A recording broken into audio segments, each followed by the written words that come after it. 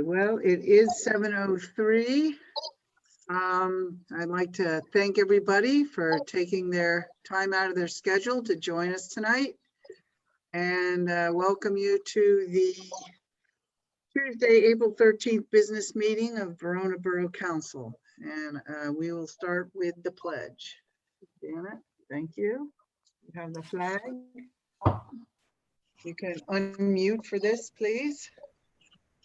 Pledge allegiance To the flag, United States of America, America, republic for which it stands, one nation, under God, indivisible, liberty and justice for all.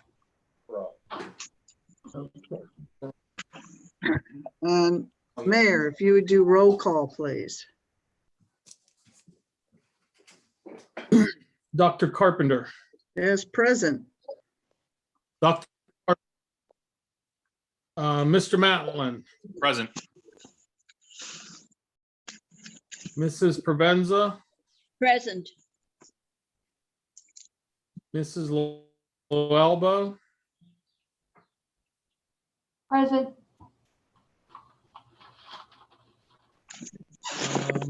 Mr. Suchovich. I'm here. Mr. Forback. here. Mrs. Redzak Showalter. Present. Mr. Alexander. Here. Mr. Pitt. Here.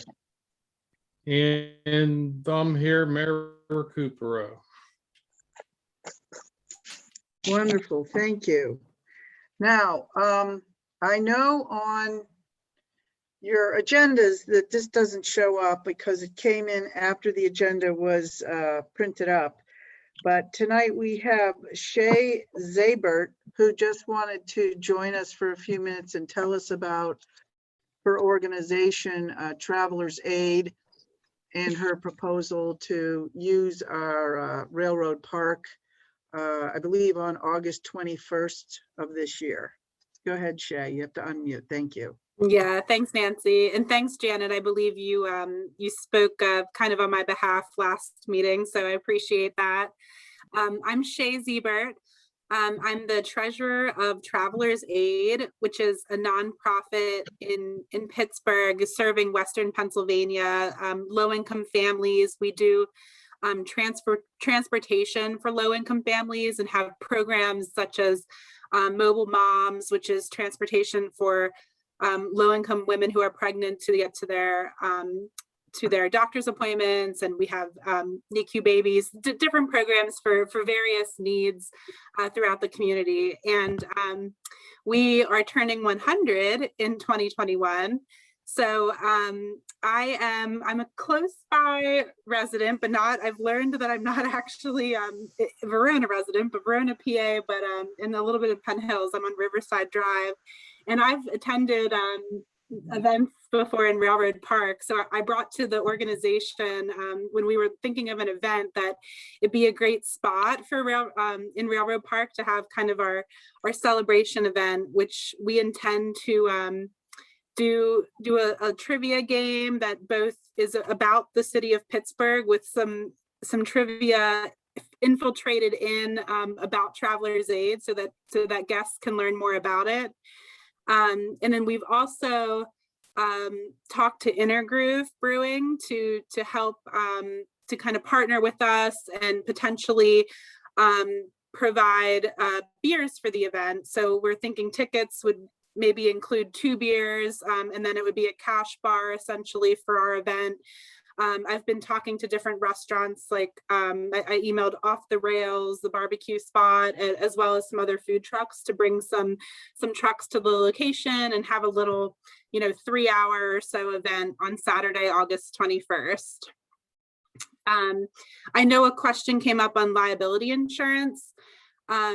In speaking with Intergroove, I was looking at event insurance, and before I went down that path, I asked Jen Waltzer at Intergroove to just double check her liability coverage for me, because I know breweries do pop-up events and have to have some type of coverage. And she was able to confirm with her insurance provider that their alcohol liability will cover where they pour at. So that would be covered at Railroad Park for our event.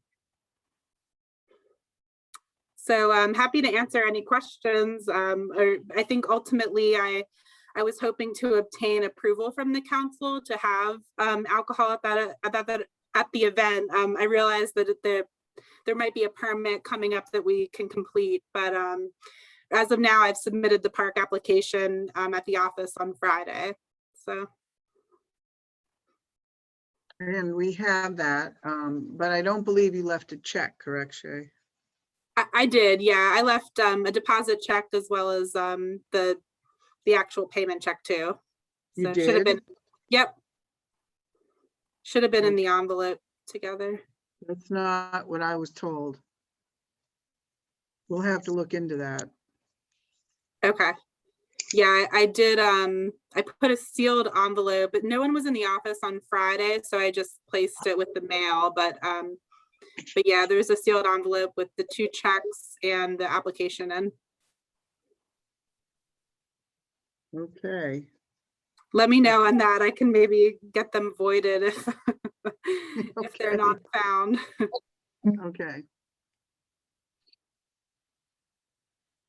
Any questions, anybody?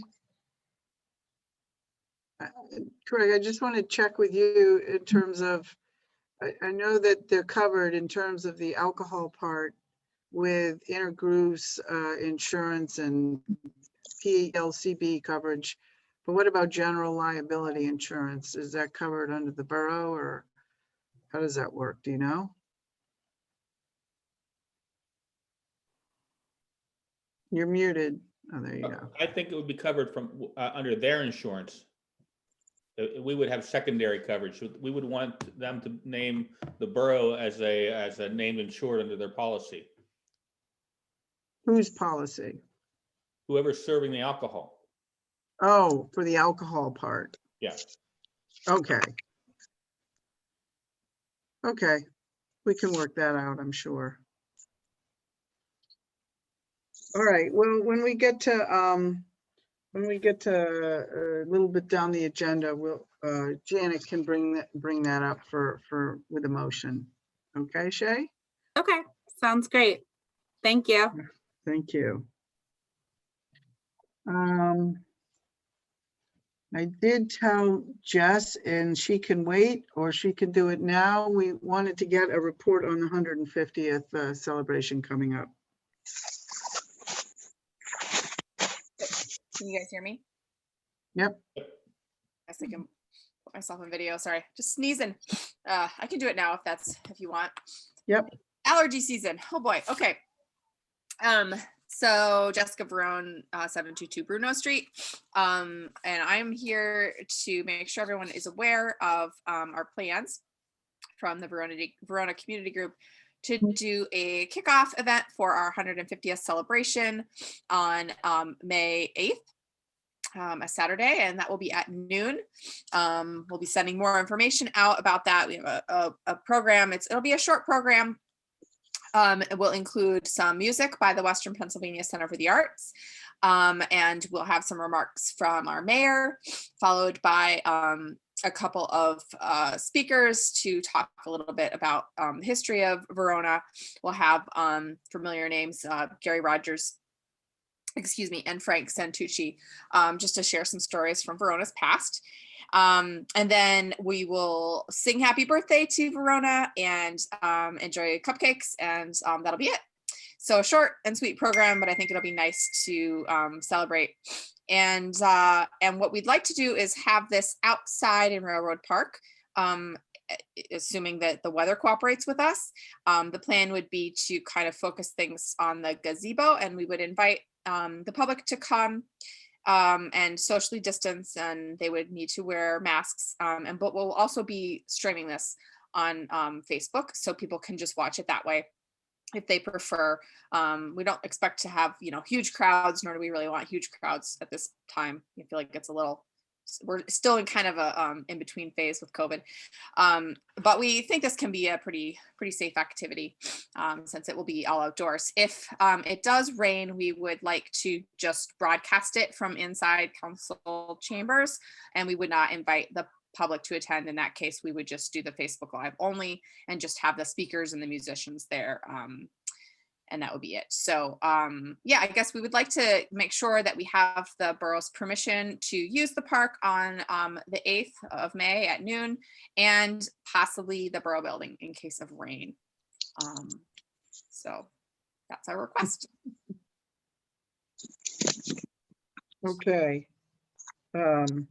We'll motion for that when we get to that part of the agenda. Okay, Jess? Sounds good. Thanks. All And I right. would note, this is the like marks as close to as possible the date that we turn 150. So that's why it's Right, because it's actually the 10th, but that's a Monday, so, all right. yeah. Thanks. okay. All right, at this point, I want to ask if there's any additional agenda items that have come up for people that they weren't able to put on the agenda. And you can add that now. Yes, I have two. Okay, One is about the food drive and the other one is the bushes down by the park at the pavilion. okay. All right, duly noted. Anybody else? All right. Next, we would hear comments from the public. Please approach the podium, very funny, and raise your virtual hand and clearly state your name and address and limit your comment to 3 minutes as much as possible. Okay, here, I see Laura's hand is up. Go ahead, Laura. Me on the phone. Hi, Laura Jacko, 437 North Avenue. I'm sorry, I honestly didn't get a chance to look over the agenda for today, so I'm not sure if this is on the agenda already, but I just want to keep this at the top of the mind because I know there's a lot going on right now, but I had sent some information about bringing somebody in to evaluate the tree trimming situation. I know that money is an issue, of course, with everything, but Pierce, could you please? Thank you. But I think that we could probably save money if we have someone come in and assess like how much we should be paying, if anything, to the contractor who had trimmed our trees poorly, and also make sure that contractor is held liable if any of the trees, suffer or die. We want to make sure they pay for it, not the borough. So definitely trying to still save you guys money. But I know that there's a lot of things on everybody's plate, so I just want to make sure it stays top of mind. Thank you. Okay, thanks, Laura. Anybody else? Okay. All right, with that, I will start. Everybody received a copy of the minutes from the last meeting. Hopefully had time to review them. Does anybody have any additions, deletions, corrections, questions about the minutes? And if not, then I'll take a motion to approve the minutes for our last meeting. I'll make that motion. Okay, first by Sylvia Provenza. Second, second by Mr. Matlin. Any other questions or comments? Otherwise, all those in favor, please say aye. Aye. Hi. Aye. Any opposed? No. Okay. So I just want to let people know that since we last met in public, we have had 3 exec sessions, and they all had to do with personnel. First one we had was after the last meeting a couple of weeks ago, and we had decided on a raise for Marcia. Then we found out that weekend that Marcia had decided to leave the employ of the borough, and this week is her last week. So we had another exec session on last Tuesday to discuss that. And I do want to say at this point that I'm very saddened to see Marcia go, and we will miss her a lot.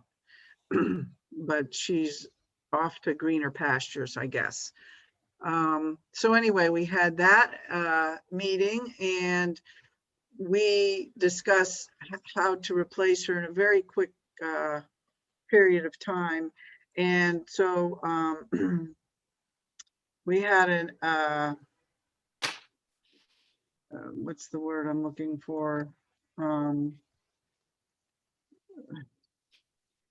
Recommendation from our financial consultant of somebody that she knew who came into boroughs and worked for them on an interim basis to help them through times of transition like we're in now. And this gentleman, I guess, happened to work on an interim basis for Oakmont for quite some time, and comes highly recommended by a lot of people. So we had an exec session right before this meeting, and we met Mr. Harry Dillmore, and we had a conversation with him about, you know, what he will be doing for us, what he can do for us. And so those are the 3 exec sessions that we had.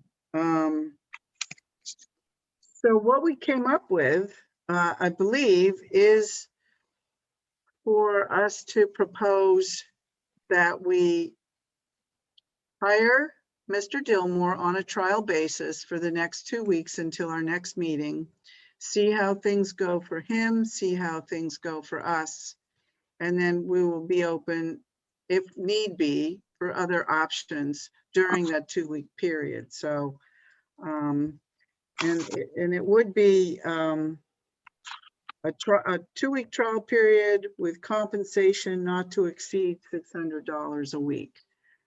So I'll take a motion for that at this point, unless there's something I might have left out. I'll make that motion. Okay. A motion made by Mr. Matlin, second.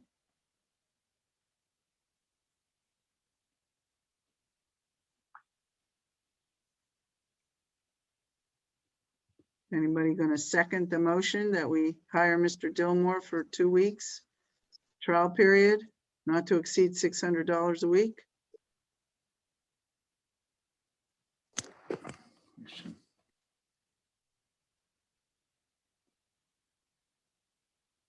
Can I second a motion, Craig? You can.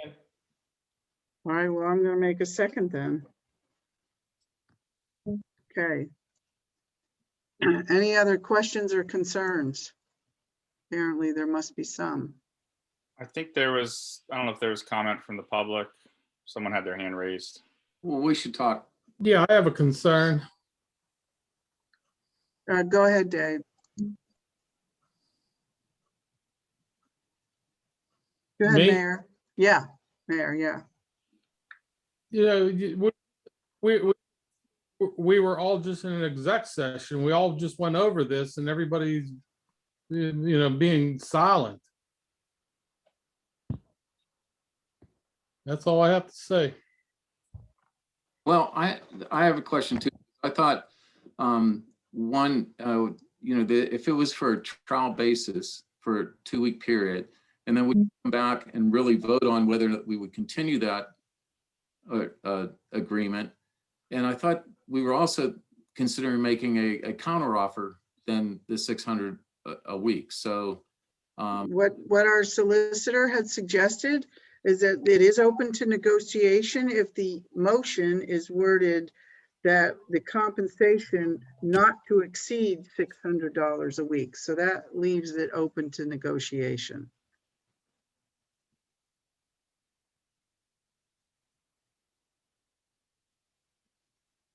You see what I'm saying, and Mike? then what? So what are the basis? What's going to happen after 2 weeks exactly, so everybody knows?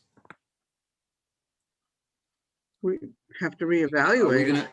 we're gonna evaluate and revote on this at that point?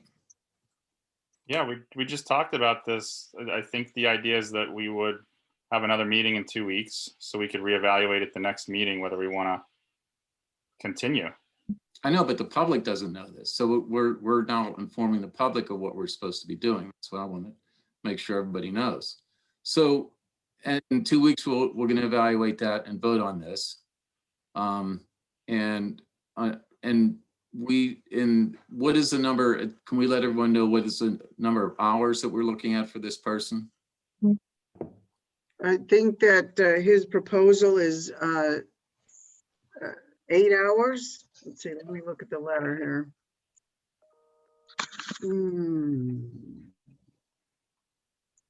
No less than 8 hours per week, but it could be more.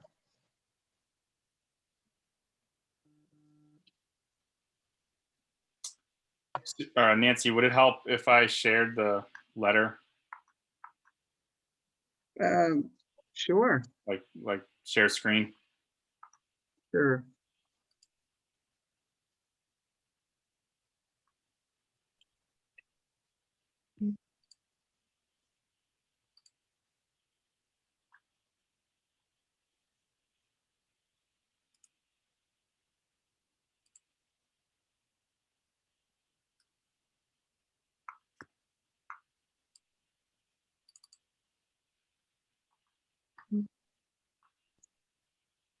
And while you're doing that, Dave, I'm going to try to address some of the comments that are coming up here. So yeah, this would be a part-time situation where Mr. Dillmore would be able to take care of any borough manager type situations that come up because of his amazing amount of experience in this area. And we're basically just trying to get through this time of change and transition. So it would be very, very part-time. There's the letter for everyone, if you can see.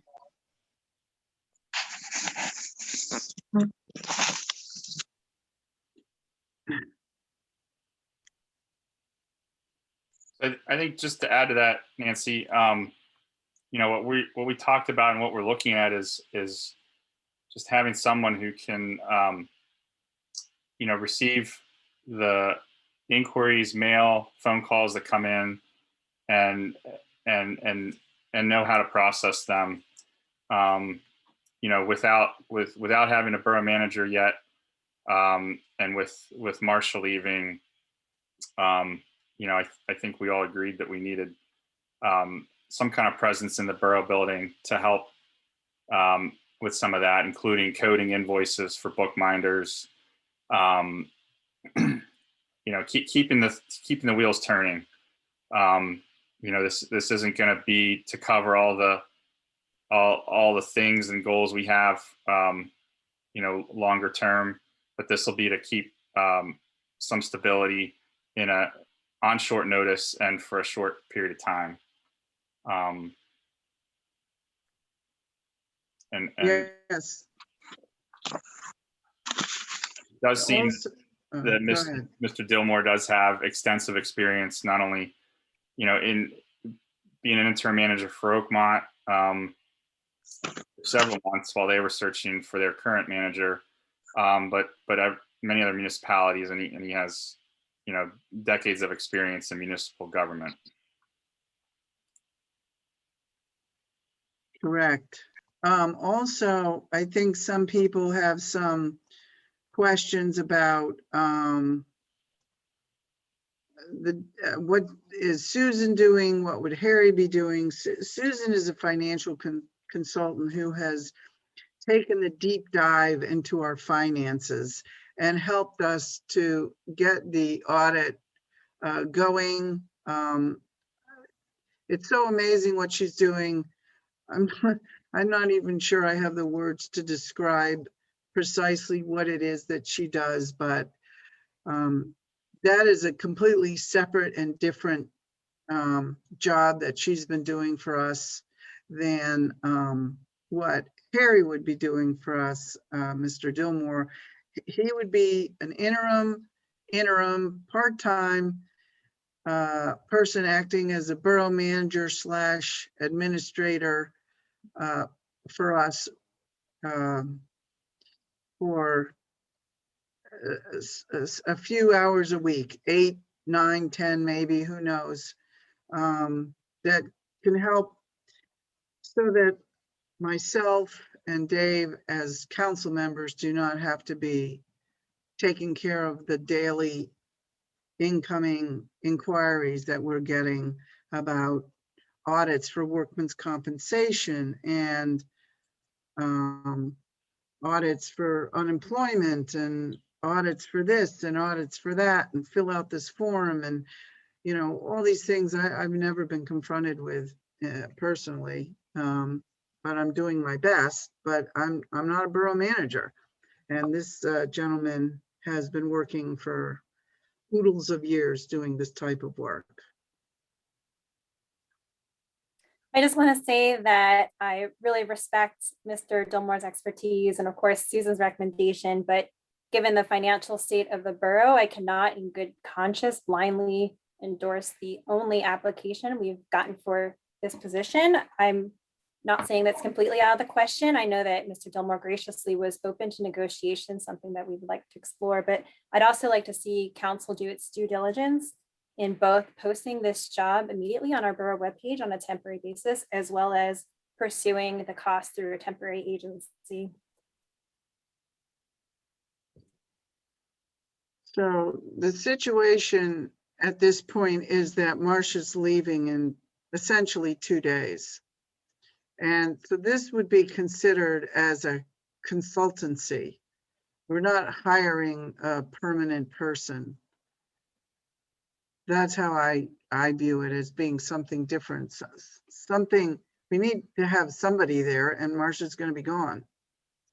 I'm not quite- Nancy, This is like a trial period for just 2 weeks, and then we can continue to consult and figure out if there's something else we want to do. Go ahead, Sylvia. I'm sorry, I thought you were through. You paused, excuse me. I was going to ask, would Marcia consider giving at least another week or maybe till the end of the month, since we're in kind of a crunch here with time? I don't think so. Would it be wrong to ask her? I could be wrong, but I thought that she's already been asked and said no. Not by me, but Well, by I wasn't somebody. aware. Okay, I wasn't aware of that. Yeah, I did talk to Marcia and she's not going to be coming back Okay, thank you. part-time. But Okay. Yeah, I mean, Trish, to address your comment, I mean, I know we talked about this before. I think, you know, what we as council talked about last week is that we wanted to get someone in there immediately that could help, that could step right in and would be knowledgeable about borough administration. And I don't know that you know, that there are any other, yeah, I don't know if that's the sort of thing that a temp agency could provide. You know, if this is the way council wants to go in a different direction than with Harry, then I think, you know, maybe we can explore that. But this is the first I'm hearing of some of these concerns after it's, you know, we've had a week or so to kind of dwell on this.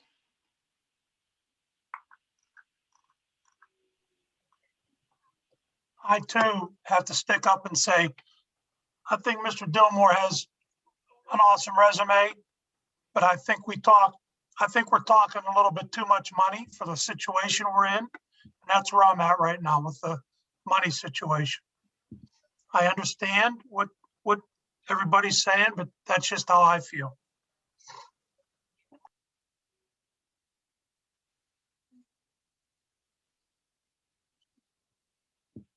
Well, if we don't I thought the compromise in the exec session was to do a 2-week trial. and reevaluate and look for other options during those 2 weeks. Because otherwise, what do we do?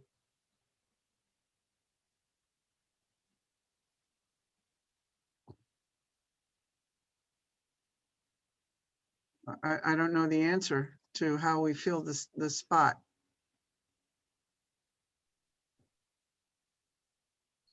I would propose that we advertise the job tonight and pursue a quote from a temp agency with the goal of trying to secure someone for next week. If that's not possible, I would post on the borough website that the borough building will be closed for a period of time. Well, what exactly are we posting for? Because I think we've talked about what we wanted to achieve in filling this role temporarily, and it seems like it's constantly changing. I just think we as a board need to figure out what we want out of a temporary person. That's a great point. I do have a draft job description prepared that I previously shared with Nancy that I could share, but I think you're right, Dave, that we are perhaps on different pages about what we want out of this position. Yeah, I think we need to figure out what we want before we can figure out a job description. But yeah, I mean, we'll have to figure that out, what we want to do, what we want for an interim position, and what we want that person to do.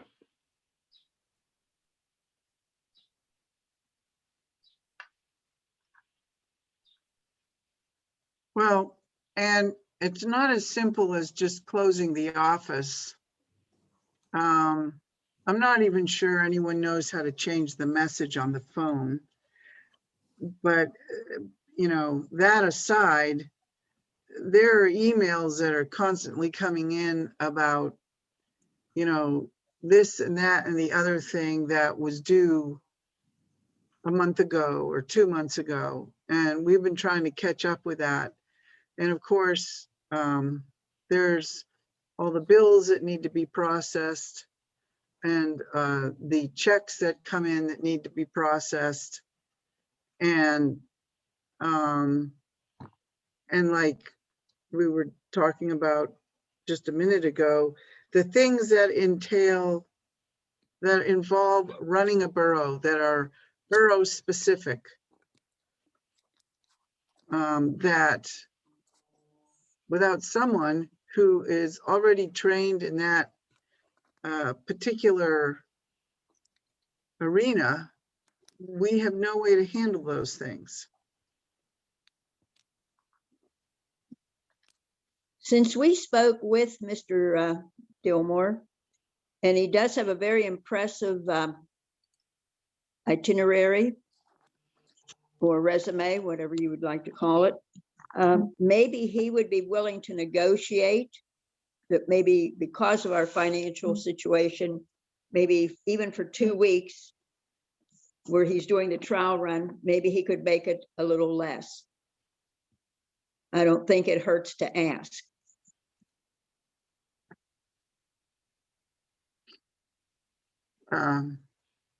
Well, I'm not sure that a public meeting is where that type of thing gets discussed. Honestly, People are questioning, Nancy, it's coming across the screen, wanting to know where we're going to get the money. That's why I said maybe this gentleman would be willing to compromise a little bit. Or I wouldn't have brought it up. well, people need to keep in mind that we're not paying Jerry. That's, you know, $4,000 a month that we're not paying out to him.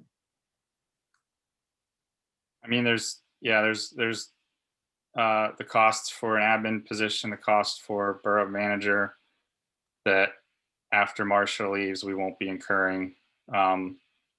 I mean, we obviously need to have a budget discussion about the finances, that'll be brought up later. But I think with this council talked about last week was that we wanted someone as a presence immediately in the borough building who could be able to hit the ground running and know what to do with the information that comes in. And I'm going to be honest, it seemed like last Tuesday we were pretty unified, and that's what we wanted. And some of the comments I'm hearing tonight are seem to be fracturing that singular voice we had as a council. So I don't know what else to say. If this isn't the way that the council wants to move to handle this, we're going to be scrambling to find a way to deal with the day-to-day operations that come in. Nancy and I've spent quite a bit of time trying to handle things like making sure the payroll gets right, making sure that invoices that come in get paid on a timely manner because they weren't getting paid timely before. So we need to keep the wheels rolling, and I don't know. I'm willing to hear other ideas for how to do that, but I don't think we have I don't think we're all in agreement on how to go about that. Well, my recollection, is that we had discussion about this, and there were whether or not we just need an admin person or someone to come in and do day-to-day activities.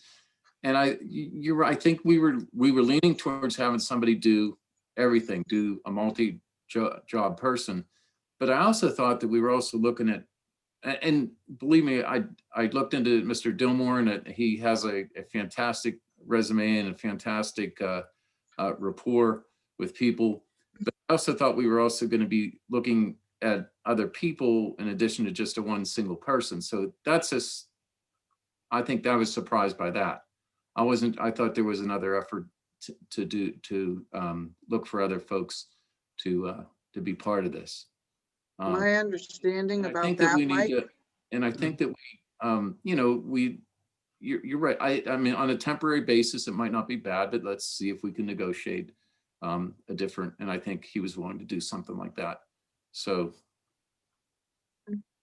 Okay. I feel too on a temporary basis, but I do believe that we need to really aggressively find somebody as for full time as a replacement as soon as possible. I think we need to get the ads out, get the word out, and have this done as soon as possible. so the way that I understand things were going to go here was that we were going to find someone. I'm just summarizing from the exec session from last week. We were going to find someone temporarily. Perry's name came up as someone who did this service for Oakmont.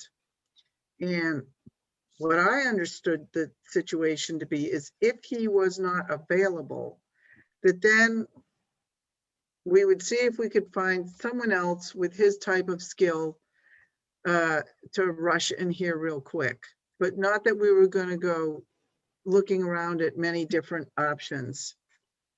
And this was definitely supposed to be a temporary interim situation, which I believe the motion on the floor is to hire Mr. Dillmore for 2 weeks on a trial basis with compensation not to exceed $600 a week, which means it could be less. And then we would do whatever these other suggestions that people are thinking of during that 2-week period and reconvene at an exec session on the 27th at 6 p.m. So we're not looking to hire Mr. Dillmore for an excessive period of time. And even this is just for a 2-week trial for many reasons. But really don't think that it would be a good idea for us to leave the office empty and to have Marcia leave at the end of the week without having talked to somebody that's in our employ and tell them all the pins and passwords and here are the keys to this and here are the forms for that and the whole rundown of what she takes care of in the office. So I just wanted to remind everyone that the actual motion is for a 2-week trial period with compensation not to exceed $600 a week. It's not a permanent position. Well, And then, oh, sorry. And then the next step in this process is to have the meeting on Saturday. There's going to be a meeting on Saturday.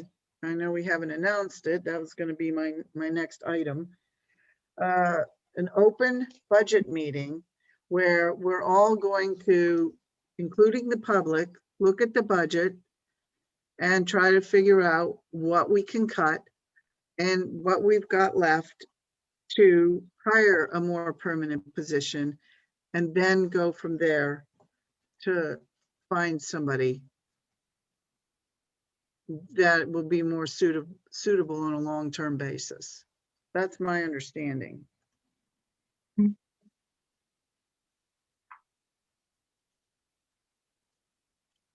yeah, I would add to that. I think, to have someone in the borough office immediately for a 2-week trial, not to exceed $1,200 for that 2 weeks. I think that's fairly reasonable as a stopgap measure in a extenuating circumstance. I think we do need, as far as the permanent borough manager position, I do think that we need to have the budget discussion with council and the public to figure out whether we have the money in the budget, because right now we have around a $300,000 deficit for this year. So I understand the financial concerns and the need to save money and be efficient with our spending, but I also think we have an immediate need to fill a big void in the borough building in handling general administration tasks. So I think, I hope that we can have a productive budget discussion and find enough money to make that commitment to a full-time borough manager. But right now, I don't know that it's clear that we have the funds available to do that.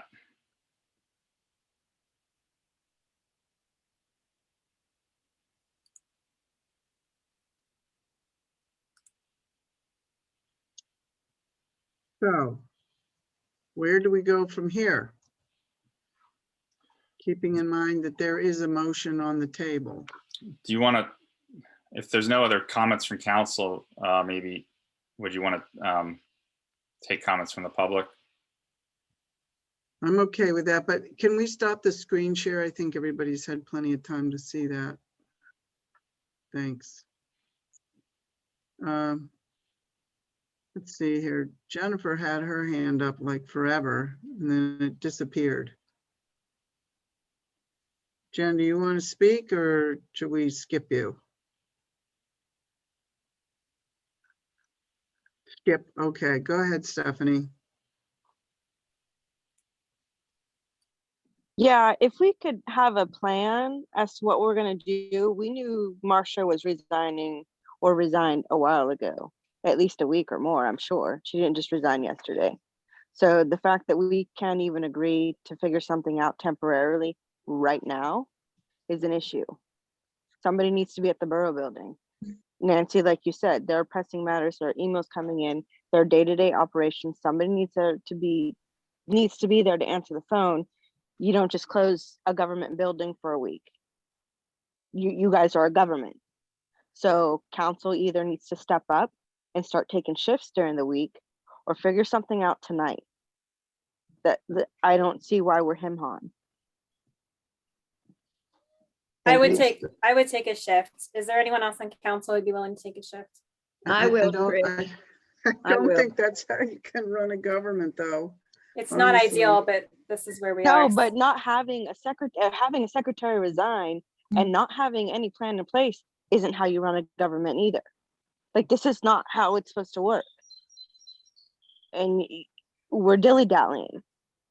You guys just said you sounded like the unified front last week, and now nobody knows what to do. There's an answer right in front of you, a temporary answer, so you can get your ducks in a row. Yep. Thanks, Stephanie. Appreciate it. Jennifer, go ahead. Hi, I'm ready. I'm sorry. I think shifts are a great idea because honestly, if you're thinking of hiring this gentleman for 8 hours a week, that still leaves a lot of hours in the week for the phone to not be picked up, for people to drop checks that we now misplaced because no one was there on Friday. You know, like, I don't really understand what all he is bringing to the table for just 8 hours a week at $75 potentially an hour. Like, I'm sorry, I'm an admin specialist and I'm part-time and I work way more than that and get paid way less. I don't really feel comfortable with my tax dollars going to fund that. You guys knew that she was leaving for 2 weeks. We're now at, you know, what, day 10, day 9 of this? Like, I don't understand where all this planning was. And it's April. Like, this whole thing with the borough manager, like, I want an update on that. I understand the whole financial crisis, but I don't think things are being accurately portrayed to us as in the community. I mean, I really thought Susan was coming in to serve as part of the borough manager and take on some of those responsibilities as well as the financial. And now, like with this gentleman, Harry, is he coming in as a secretary? Is he coming in as the borough manager? I don't really, you all are not communicating very well what your intentions and what your plans are. And I mean, amongst yourselves, you're not even on the same front. So, you know, 8 hours a week is not going to cut it. I think Trish had a great idea, you know, with getting a temp agency in there. If you just need someone to answer the phone, sort mail, I mean, you as a council should be like figuring out where all that mail goes until you get a borough manager. And Susan, who we're paying all this money to, should help you and oversee this. And you belong to organizations who counsel you on this. Sylvia, I think, talks about it every time about this council thing that you're supposed to go to give you guidance. I mean, where are all these resources that you have at your fingertips? I mean, Stephanie's not on council and she's giving you great ideas.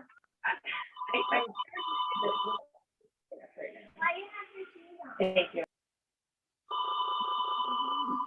Okay, Jen, thanks. I just want to say again that, you know, we do and did have a plan. And as I just said a few minutes ago, the plan is to hire somebody temporarily. We were surprised by Marcia's departure. She sent us an email on Saturday the 3rd. We had an exec session on Tuesday the 6th. Everybody was in line with having Mr. Dillmore be an interim manager while we figure out our finances so that we can figure out who we can hire and for how much. And that meeting's happening on Saturday.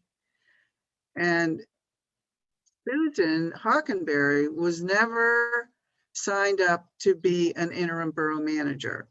She presented a proposal to us. We voted and accepted her proposal.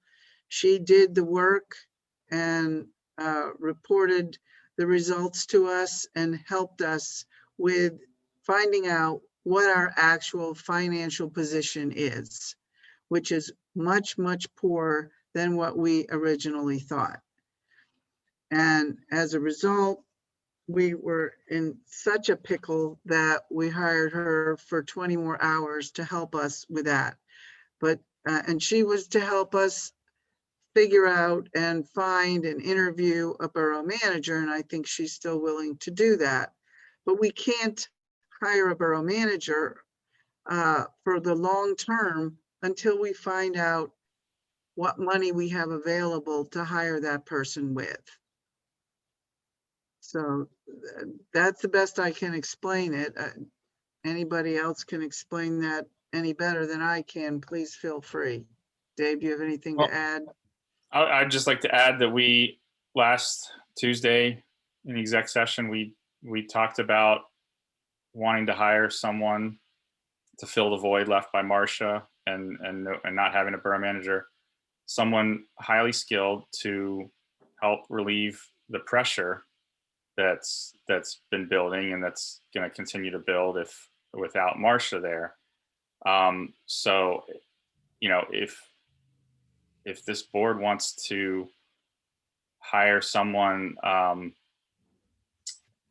you know, with less skill that may be able to just receive phone calls or receive the mail and still need a lot of input from council as members on how to handle things, that to me seems like a different course and a different one than what we had discussed. So I also think that the idea of shifts would lead to a lot of a lack of continuity in how things are handled day to day. I don't see that as a viable option for running the borough administration. I think we need a single person for some consistency. So that's, you know, I feel like we had a plan, and we're kind of veering off course of that plan.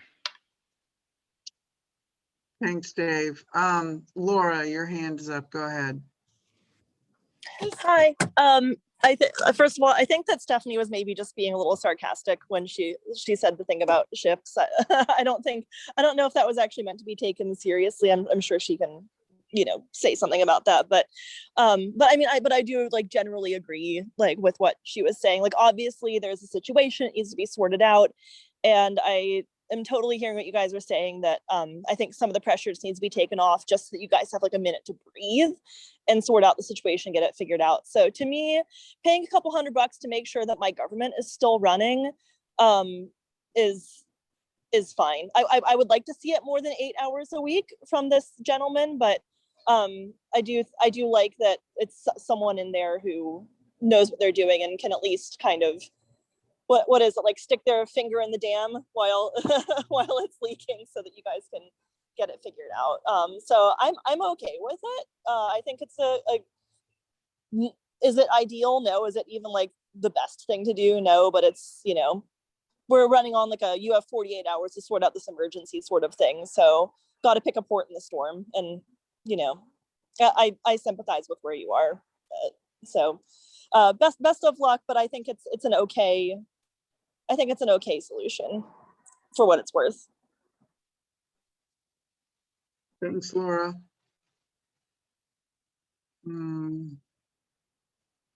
Well, we have a motion on the floor. I don't see any more hands. Does anybody else from council want to comment or have any questions?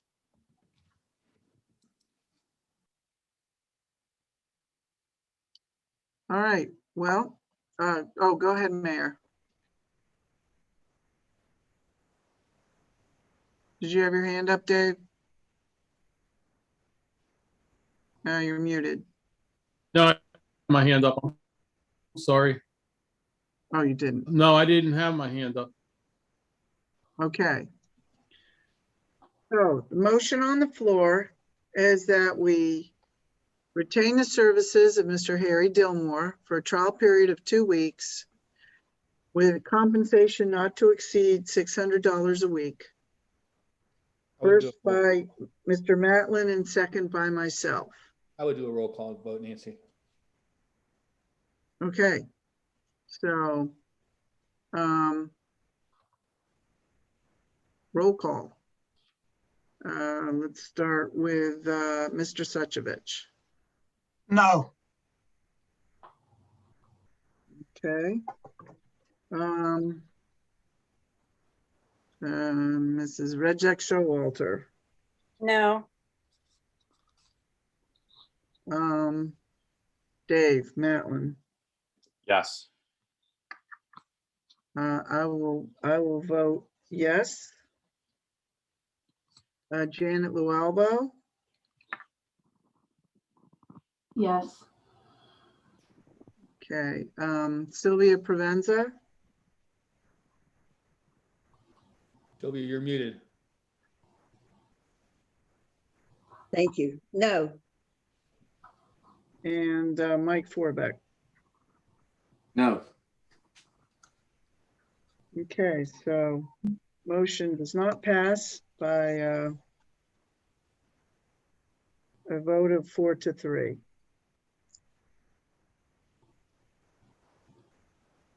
Okay, well, what do we do now, folks?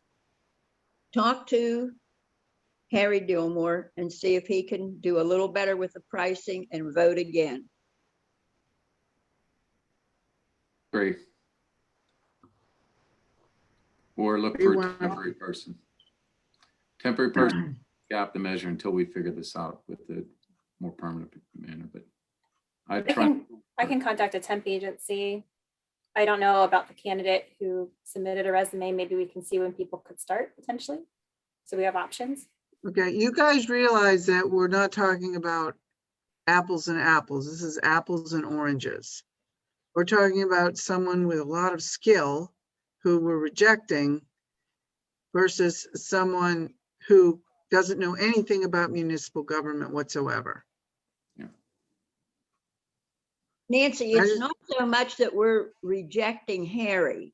I heard him speak. I am very impressed with him. The man has it all together. I think he would do a stellar performance. Everybody's concerned about the money. Everybody knows that we're in dire straits now. That's why is it so hard that we can't just talk with him? I thought the man was very easy to talk to. And I think he would maybe meet us a little closer to what we can afford. That's all. That's all I have to say. I agree with what Sylvia said. Thank you, Mike. Shall we Also adjourn? agreed. I have Should to we? agree with Sylvia too. I brought up at the one meeting that we could put somebody in there until we get somebody to do what we needed to do.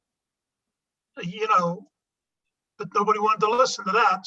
So I think he's a very qualified guy. I think the price is just much more than we thought. More than we can handle. Right. I feel like we're stepping over a $20 bill to pick up a penny here. If we save, the idea of the motion was a not to exceed price that we, it seems like Mr. Dillmore was willing to work with us on that. If we don't feel like we want to risk, maybe a couple $100 reduction, and go another route, I feel like it's a wasted opportunity. I don't think, I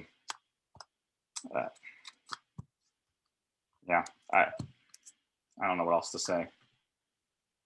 I don't either, but I do know that Mr. Dillmore is here, and if we could figure it out technologically, by assigning host duties to somebody here, maybe Jess or somebody, we could leave this meeting, go back to our exec link, discuss it. If we were in chamber, that's what we could do. We could actually call for an exec. We could walk out of the room, go talk about it, come back to the room and have a new motion and vote again.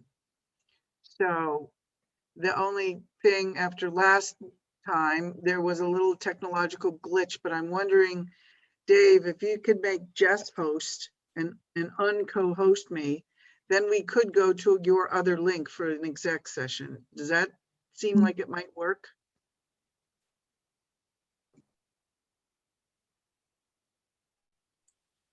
Yeah, let me try figure that out.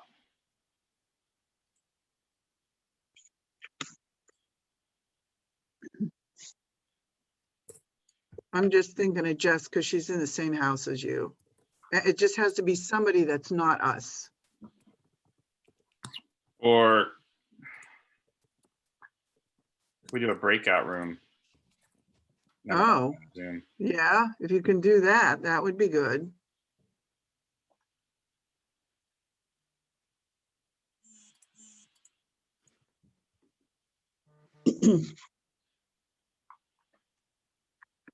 Yeah, I don't see a way to do that, but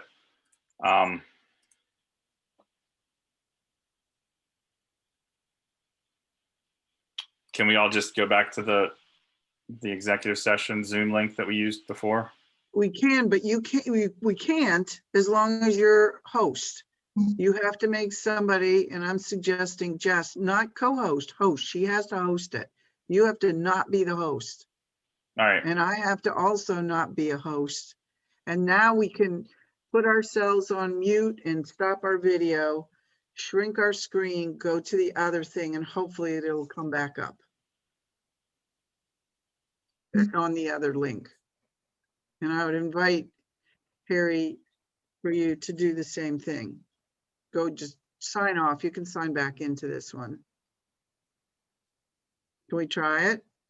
Does it sound like it might work, Trish, to you? Technologically? I don't think so. If we try it, it fails, I can generate a new Zoom link though for an exec session. Okay, if it doesn't work, everybody look at your email, okay? Yeah. All right, let's see what happens. Wait a minute. Oh, sorry. We need a motion to adjourn to exec session. I'll make the motion, Nancy. Second. Okay, all those in favor or any questions, whatever. All those in favor, please say aye. Aye. Any opposed? Okay, folks, hang in there. We'll be back. Something? Yes, motion to come out of executive session. Okay. Someone please make that motion. I'll make that motion. I'll second.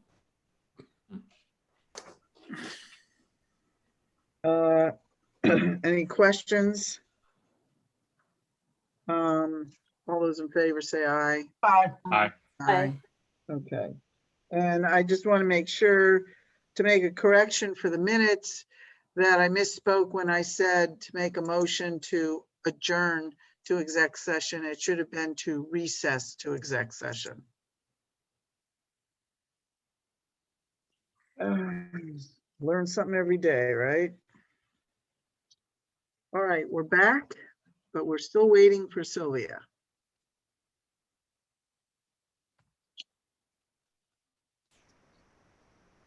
Is she answering your texts or anything, Trish? Okay, all right. So she should be here any second now. And let's see, do we have, let me see something here. Everybody back?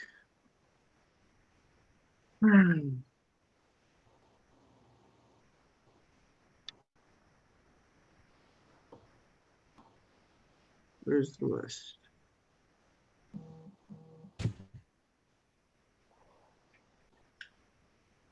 Okay, there's that. Harry's not back. Yeah, I'm back. Oh, he's back. Okay. Good. All right. Okay. No Sylvia yet.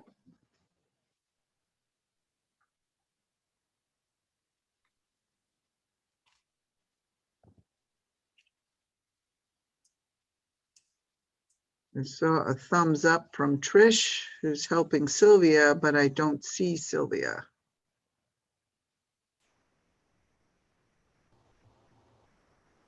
Maybe she needs to get on through her landline, Trish.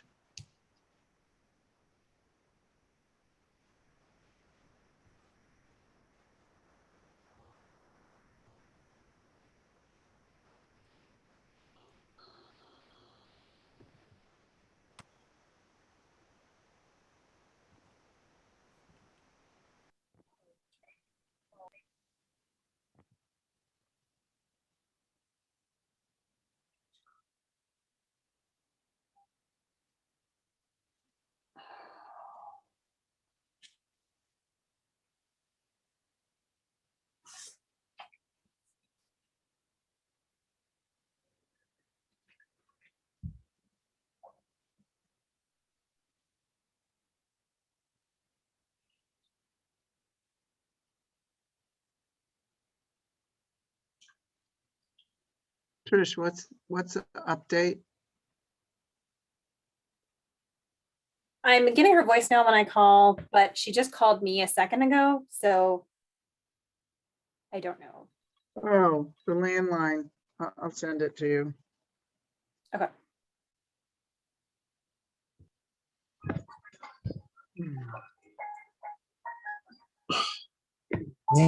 Why did I go?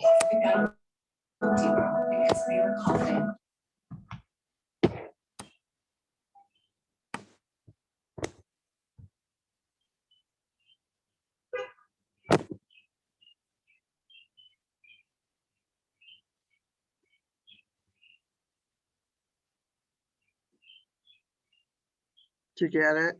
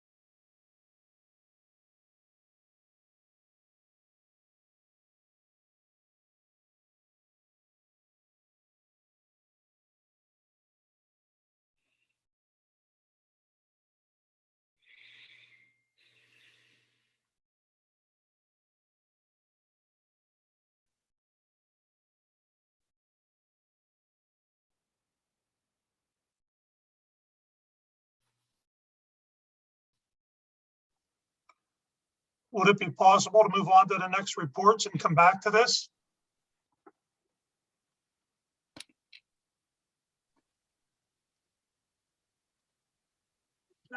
Yeah, there's nothing wrong I with doing agree. that, is it? Okay, so, I just want to announce to everybody that on this Saturday, April 17th at 9:30, there's going to be a public budget meeting where we're going to relook at the budget and with the public's input, decide what things we can cut so that we can not overspend what's in our general fund. And that will be it's advertised in the paper, I believe, Greg, at this point, or tomorrow, starting tomorrow. And hold on a second. It will be in tomorrow's newspaper. And then it will be also, and then Dave will circulate a link for the meeting that will be on the Facebook account and the website and any other form of special social media. The Curtis thing probably, if we do that.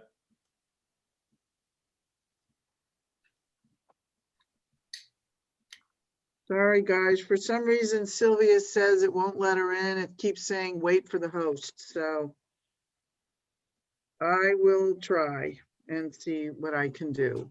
But anyway, yeah, we're going to advertise it on Facebook and all of that website. And it's 9:30 theoretically to 12:30. And we will be going over very closely with the information that we have to date about where we are financially currently. And, you know, people can ask questions, get a better understanding, and we can talk about what to cut and so on and so forth. So I think, let's see. Oh, all right. You know what? I'm going to table the rest of my report and let the mayor go ahead while I work on Sylvia getting here, okay? Go ahead, Mayor. Okay.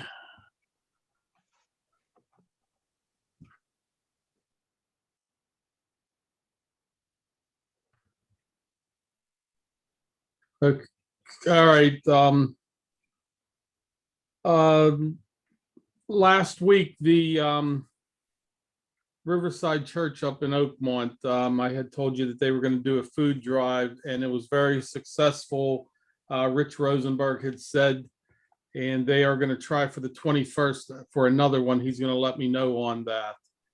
The last food drive, they had 220 cars, and then they ran out of the food packages. They were 30-pound boxes of the sorted food in the boxes. So that was very successful. And the second thing that I have, I could wait till the workshop. I'll bring it up at the workshop because we're running out. This is going to be a long meeting, so I'm done at this time. Thank you. Can we go ahead with the police chief's report, please? Yeah. Hold on one second. The chief, he had to leave, and I have the report right here, so let me read it real quick. I'm reading it off my phone, so you'll have to excuse me on that. Complaints received 116, total crimes reported 14, total crimes cleared 10, total persons arrested 8, vehicle code summary 50, borough parking 56. Magistrates fine collected $533.61. Borough fines and fees collected $330. Police reports purchased $60. And municipal fines $40.77. Total fines and fees collected were $964.38. And the parking permit fees was $115 for the month. And that's the report. Okay, thanks, Mayor. Can I get a motion to approve the police? I'll chief make that report? motion. Okay. Second it. Second, thank you, Mr. Suchovich. Mr. Forbeck, any questions or comments? All those in favor, please say aye. Aye. Aye. Okay, next on the agenda is the fire chief report. We had the engine inspected. I seen the bill come in for that. We just still didn't get a bill. I don't know about the pump being repaired. And we had 14 calls for the month of March. Okay, I'll take a motion to accept the fire chief's report. Accept the fire chief's report. Mr. Forbeck, second. Second. Second, Mrs. Loalbo. Any other questions or concerns? All those in favor, please say aye. Aye. Aye, Aye. thank you. Next on the agenda is the report from Jamie Lavelle from EMS. Is he still here? Let's see.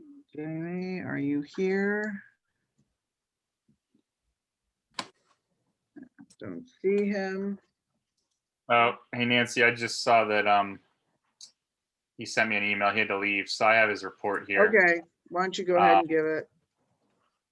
So the Verona Borough call volume for March 2021, there were 15 ALS emergencies, 9 BLS emergencies. ALS is advanced life support, BLS is basic life support. 1 lift assist, 3 refusals, 2 canceled, 3 no patient, and 1 standby for a total of 34 911 responses. Thank you, Mr. Matlin. I'd like a motion to approve the EMS report. I'll make that motion. A motion by Mr. Suchovich, second.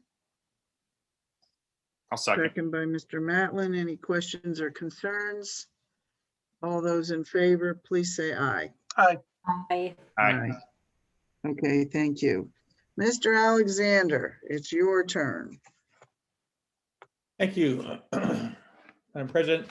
A few things to talk about. I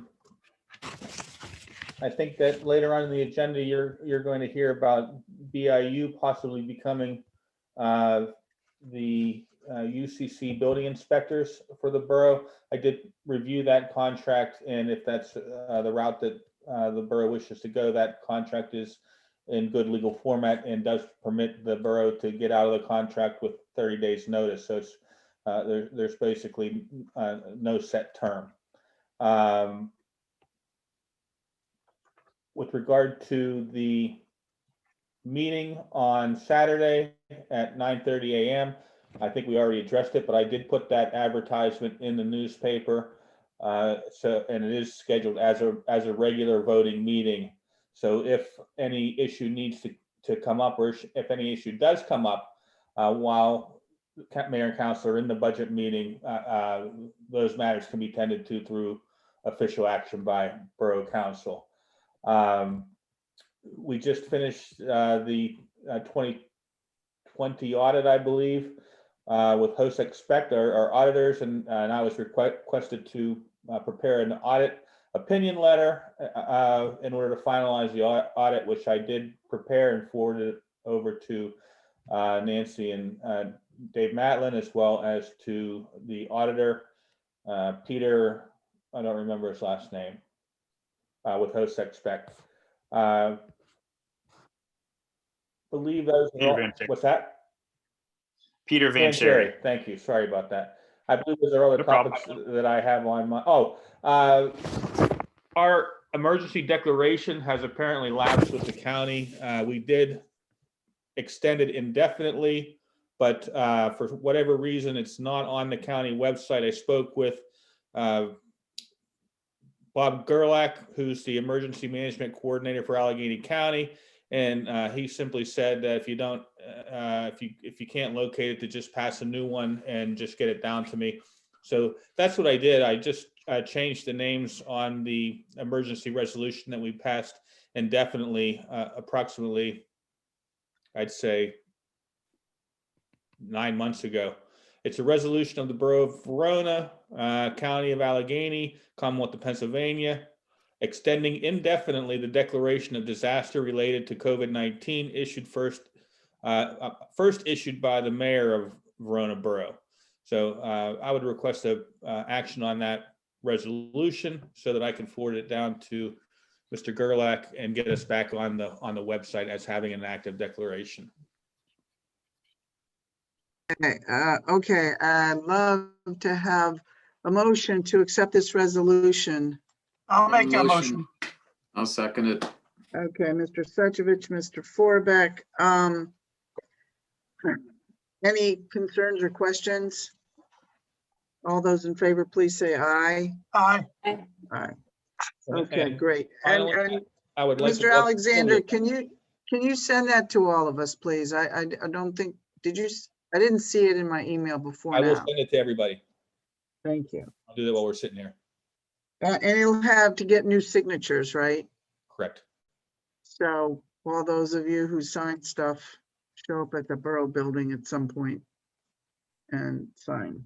Thank you. Go ahead, Thanks, sorry. thanks, Nancy. Oh, Celia's here, yay. Thank you.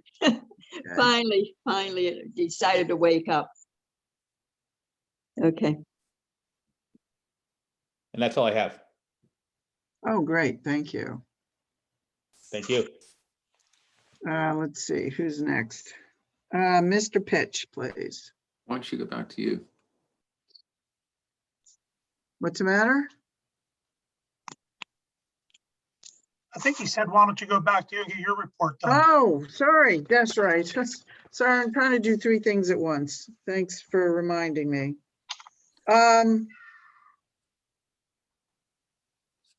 Okay, so the only other thing that I had left under my items was the request for the permission for the Travelers Aid people to use Railroad Park on April 21st for their celebration. Given everything that she said and utilization of the park to have alcohol, but I believe all of the I's are dotted and T's are crossed in terms of insurance and the PLCB and all of that. So I'll take a motion to allow permission for traveler's aid for August 21st. I'll I'll make that motion. Okay, Mr. Suchovich, was that Sylvia? Janet, No, it was Janet. Oh, Janet, so sorry. sorry.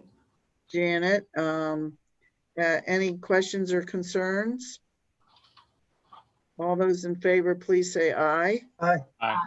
Aye. Any opposed? No. Okay, that's all I have. And now, Mr. Pitch. Nancy, did you want to bring up the other? Yeah, well, we can, From the exec? Oh, geez. yeah. Sorry. Okay, everybody, yes, we did meet in exec session and we came up with a new agreement that Mr. Dillmore is willing to work for the next 2 weeks for compensation not to exceed $450 a week. And then we will reconvene in 2 weeks. So I'd like a motion to that effect. Do we have to rescind the other motion, or did we do that? I missed it because I was. No, we voted it down. Okay, so, okay, Yeah, okay. I'll make that motion. okay. Motion by Mr. Suchovich, second. I'll second. A second by Mrs. Lualbo. Any other questions or concerns about hiring Mr. Dillmore for no more than $450 a week for the next 2 weeks? All those in favor, please say aye. Aye. Aye. Any opposed? Okay, motion passed. Wonderful. Is there anything else I forgot? I actually have to thank everybody, but I actually have to pick my son up out at the airport, so I'm actually running late on that. But am I going to meet you tomorrow morning, 10 o'clock? Yes, please. Thank you. See you in Verona. All right, thank you, Thanks, Harry. Yeah, Harry, be safe. All right, thanks. Bye-bye, Thank you. Harry. Bye-bye. Okay, Mr. Pitch, your turn. Yes, thank you. The PA small water and sewer for the Ridge Avenue project, that's all finalized. The only thing I'll have to do is submit final paperwork just to close out the project with DCD. The first rate reconstruction, we awarded that to Mealy and Mealy, and I am just waiting for word back from them to schedule a pre-construction meeting to discuss possible road closures and scheduling of the work. I'll send out an email whenever I do know when that pre-construction meeting is. That way anyone that would like to attend is more than welcome. Matt, do you know if that's going to be by chance during the spring or the fall? Any close idea? From when I was talking to him, it's going to be sooner than later. Okay, cool, thanks. I would hope to have it probably started in the next month or so. I'd like to try to get it started after school was out, Right, but then right. make sure it's finished before school's in, just Right. so there's less traffic in the area and whatnot. So that's what we're shooting for. And it sounded like the contractor was open to that. We just have to work out some of the details right now. And can I just make one other comment about road closures? Think Yes. about the fire department down there on Parker when, I don't know, how long their road's gonna be tore up or what we're gonna do, but Yeah, we talking might with have to him, maybe talk to the borough and, I don't know, we'll see. talking with the contractor on a preliminary status. I think the goal is to go block by block. So center of the south will be closed at one time, and then center of the north would be closed at another time. And talking with him, he wanted to proceed a lot like Holbein did on 2nd Street last year, and pretty much if he's allowed to close it, get in there and get the work done. He doesn't want to dilly dally, so I'd imagine pretty short-term closures. Okay. And one of the things I mentioned to him as well was with Spruce Street being one way towards First Street, we'll have to work out some temporary cold patch ramps or something just to get them across. So we'll work out all those details, and I'll make sure to share them with everyone as well. Thanks, Matt. Not a problem. The 4th Street demos, we're still waiting on the county to give the notice to proceed. We do have all the local permits, so as soon as we get those, we'll be able to move forward. The pavilion and work at Cribbs Field is moving along. We did get the T-drain on the field installed, and I know he was getting the block laid. The sanitary lining along First Street, we're waiting for the paperwork back from the county to get that started. We'll have to work that out. More than likely, it's probably going to be done after the paving, but it won't interfere with the paving at all on that. The PA Small Water Sewer project we have for the CCTV and condition ratings. I was in the process of getting the bid documents created, and we were going to be getting that out to bid here this spring. With some preliminary talks, it seems like we may want to hold this project off until next year. So we'll figure that out moving forward. The grant agreement is for 3 years, so we do have some time to move it around a little bit if it helps with the budgeting decisions. Same with the Center Avenue Storm Sewer extension. I know we had talked about bidding it this spring, and that was one of the items that was talked about. That's not a grant funded project, so we have some flexibility there as well.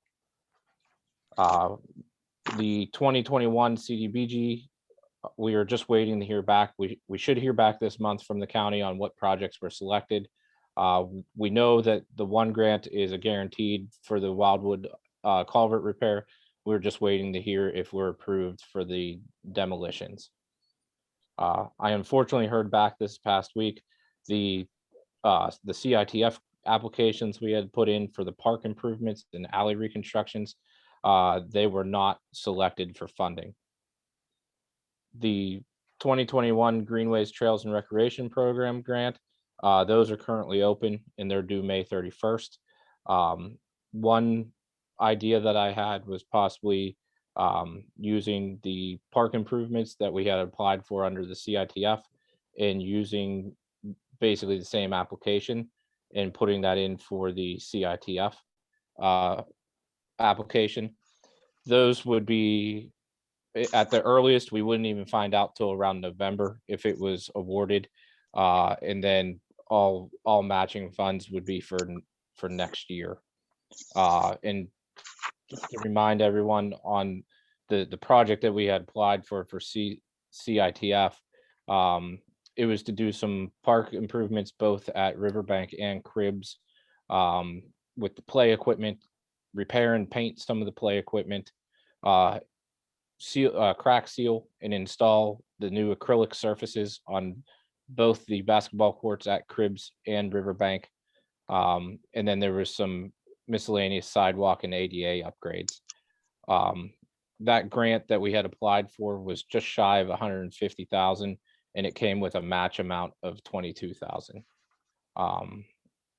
As I stated, that would be due May 31st. There is some resolutions and paperwork required for that. So if the board would like me to move forward with preparing that, if I could get a motion of approval for that, that way I just know if I need to provide the resolutions for the next meeting. So Matt, I just want to get clear. You're proposing that what we did not get through the CITF grant can be included in the DCED grant. And it's only a 15% match. And then maybe we can forego the DCNR grant because that stuff could also be included in the DCED grant. Is that? Well, so before we would motion on the DCD Greenways Trails, I will talk about the DCNR grant. There is a grant through the DCNR program for small community grant program. Because it's based off a small community, the maximum project that you can have is $110,000. That does come with a $70,000 grant and a $40,000 match. I had talked with Trish and Janet and talked with the rec board. Everyone thought that it was a good idea to focus on Riverbank and possibly provide some restroom facilities at Riverbank. And then also through a previous DCNR grant that was done at Riverbank, I believe it was about 15 years ago. They recently pointed out some shortcomings of there's not ADA access to the pavilion.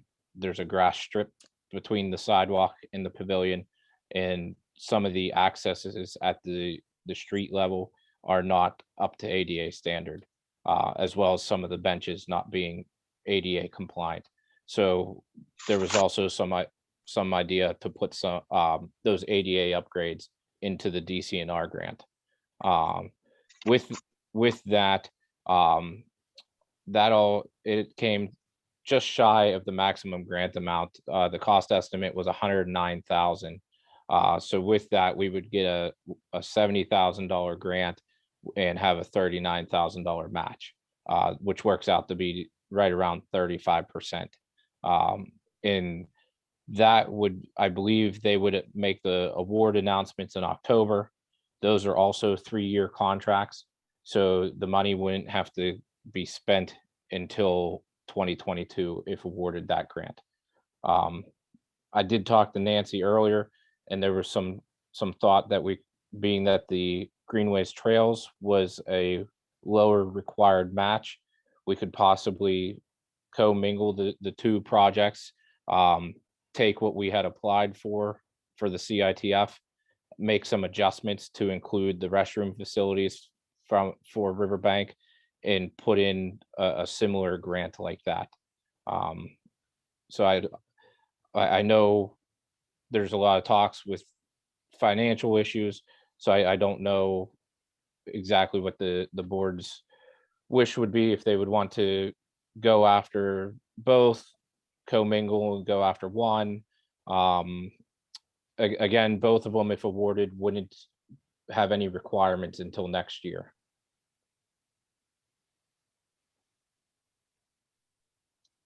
I'm sorry, my internet cut out there briefly, but the impression that I had, Matt, was most of what we would want from the DCNR grant would be included in the DCED grant. Is that correct? It could be. The bulk expense on the DCNR grant is the restroom facilities. Out of the $109,000 for the project, it's about $60,000 to build restroom facilities. So that could be added to the DCED grant at a lower match percentage if wanted. Right, so we were talking about maybe going for about 200,000 for DCED, and the 15% would be, I don't know, you were saying some figure of 22,000? So what we had applied for the CITF, we had a 15% match on that, and it was 22,000. So the total project cost for the CITF was just shy of 150,000. So if we were to add the 60,000 for restrooms onto it, that would put us at about 210,000, which the maximum grant is 250. So we're still within what's allowed to be asked for. And then that would put our match at approximately 35,000.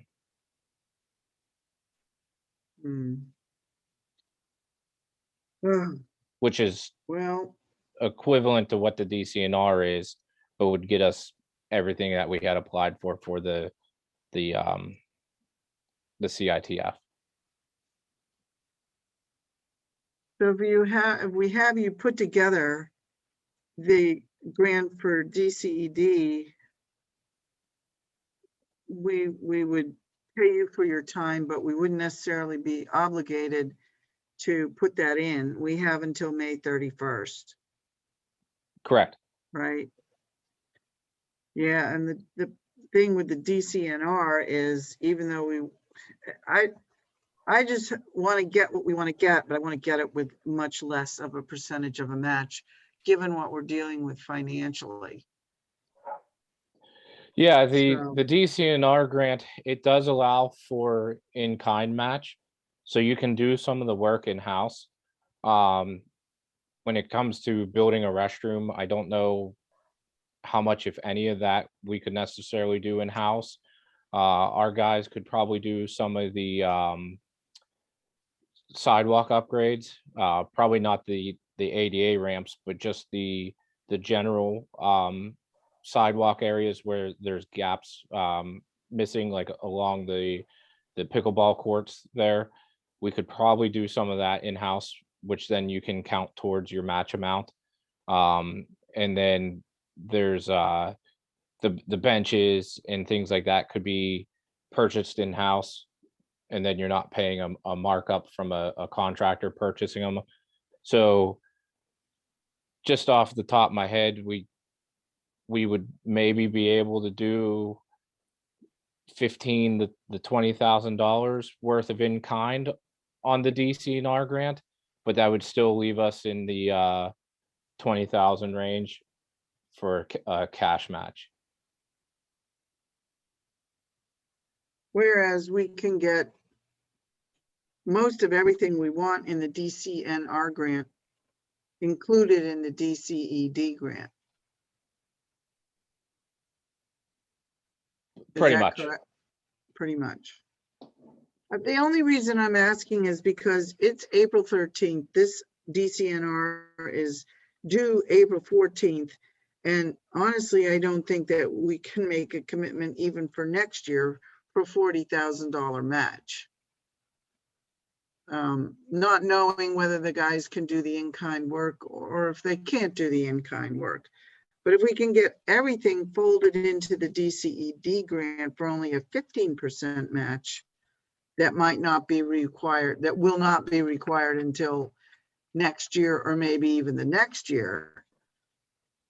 Maybe we should just go in that direction and not put ourselves on the hook for a 35% match and go for a 15% match instead.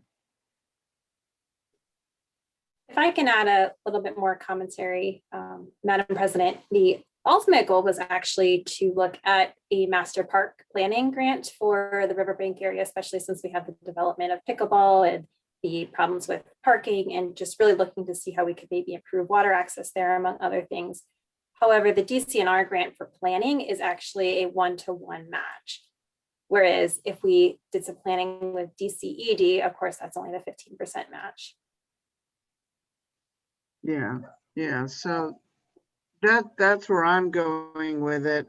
I don't know how to sort out the details, but I'd like us to be able to get what we want to get with much less of a match. And you know, it's not like this is the last time that some of these grants will ever be offered either. I mean, they'll come back, and you know, it's like you see the car sales in the spring or President's Day. It's like, oh, you have to buy this car now. Well, you know, there'll be other times when they're on sale. So I don't quite know how to formulate this map, but I think we'd like to just go ahead with the DCED grant and just skip the DCNR grant for now, and maybe we can go for it in the future when we have a better financial situation. Does that make sense to everybody? Can I just ask one question? On the match, is that strictly cash, or can it be in-kind services and things like that? For DCNR, it can be in-kind services. It can even be donations. Unfortunately, with the DCNR though, it is due tomorrow. Oh. And in order to have donations and everything, they have to be secured. So we can't even say that like we would do a fundraiser or anything. You have to show proof of funds.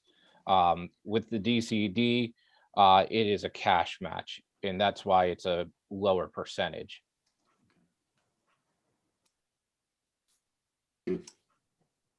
Thank you.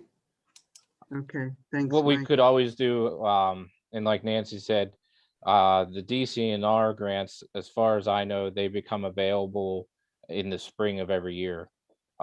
So if we wanted to focus on something like that, we could look at securing project partners or something like that ahead of time. So we would be prepared to apply for it next year. And then I could move forward. I can take the application that we sent for the CITF, and I can take a look at the cost estimate I put together for the Riverbank Park, and I'll work them together, and I'll send that out to everyone for review, and that way we can all be in agreement on what we're applying for, and then I'll have all the resolutions and paperwork prepared for May's meeting. Okay. Does that sound good to everybody? I think that's a good idea, Matt.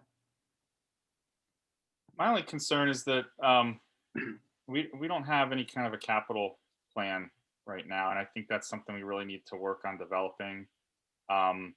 You know, I don't mean at all to undermine what Matt has done for us on the front of getting us grants. He's done a lot of great work.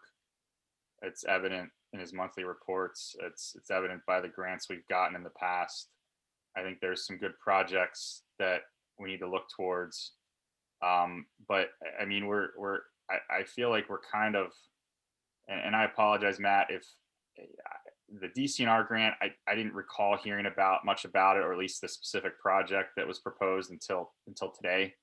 So if there was something sent out and I missed it in the last few weeks, I apologize for that. But I feel like we've been doing this for a while now, is just applying for grants on a whim, without any kind of a capital plan. And I know that Matt would probably be able to help us develop one and identify the needs. I really think given the financial situation, we need to figure out a capital plan for the next 5 years so that we can prioritize the projects and put the money where it's best utilized, especially given that money's going to be tight this year and several years going forward.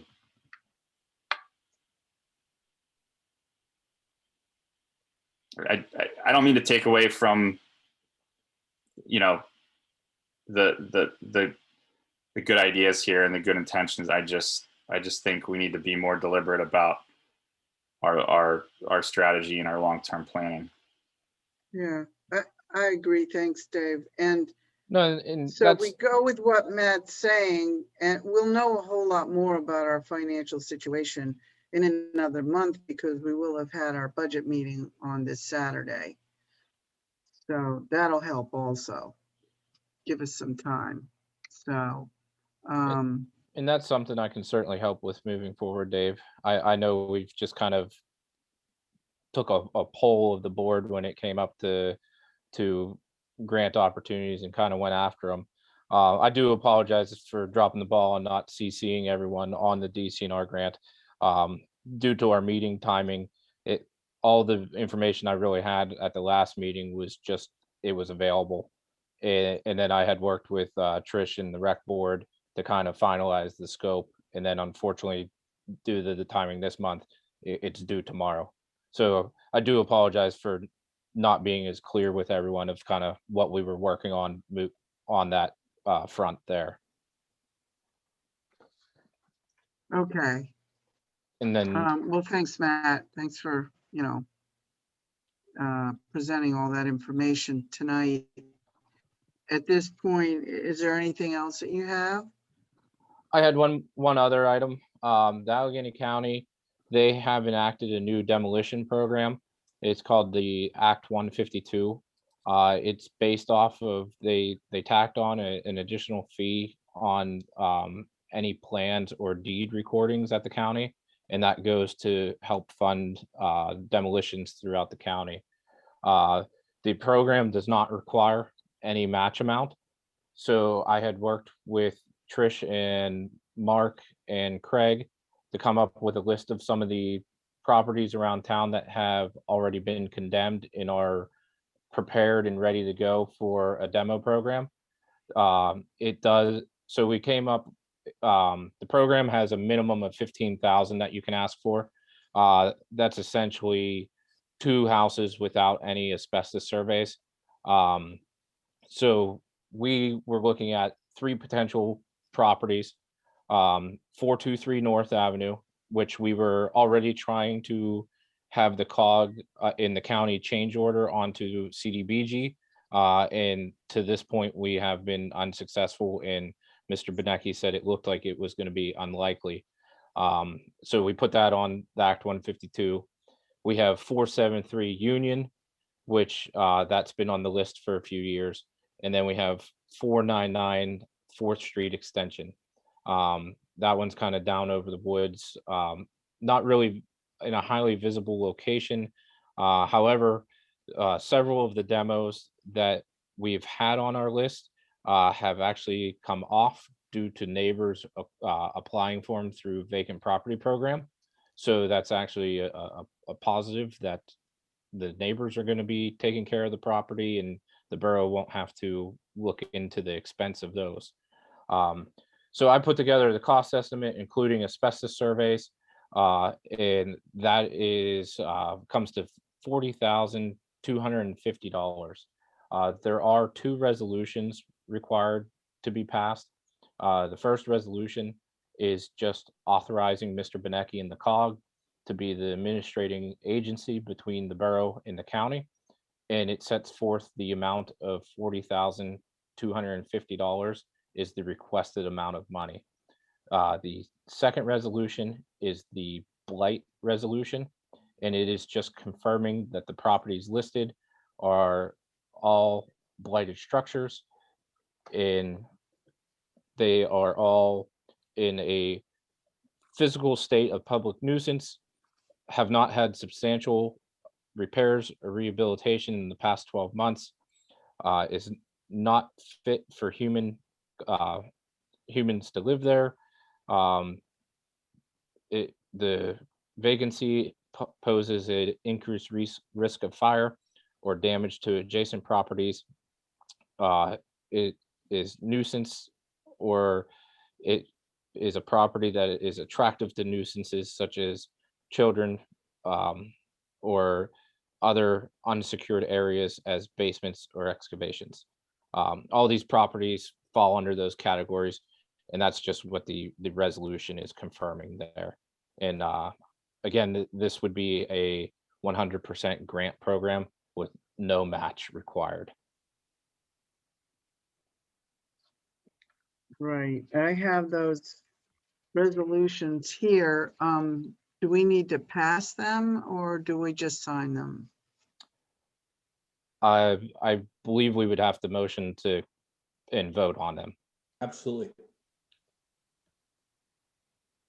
Okay, so I need a motion to adopt the resolution regarding demolition of the blighted properties, and that they are blighted, essentially, right, Matt?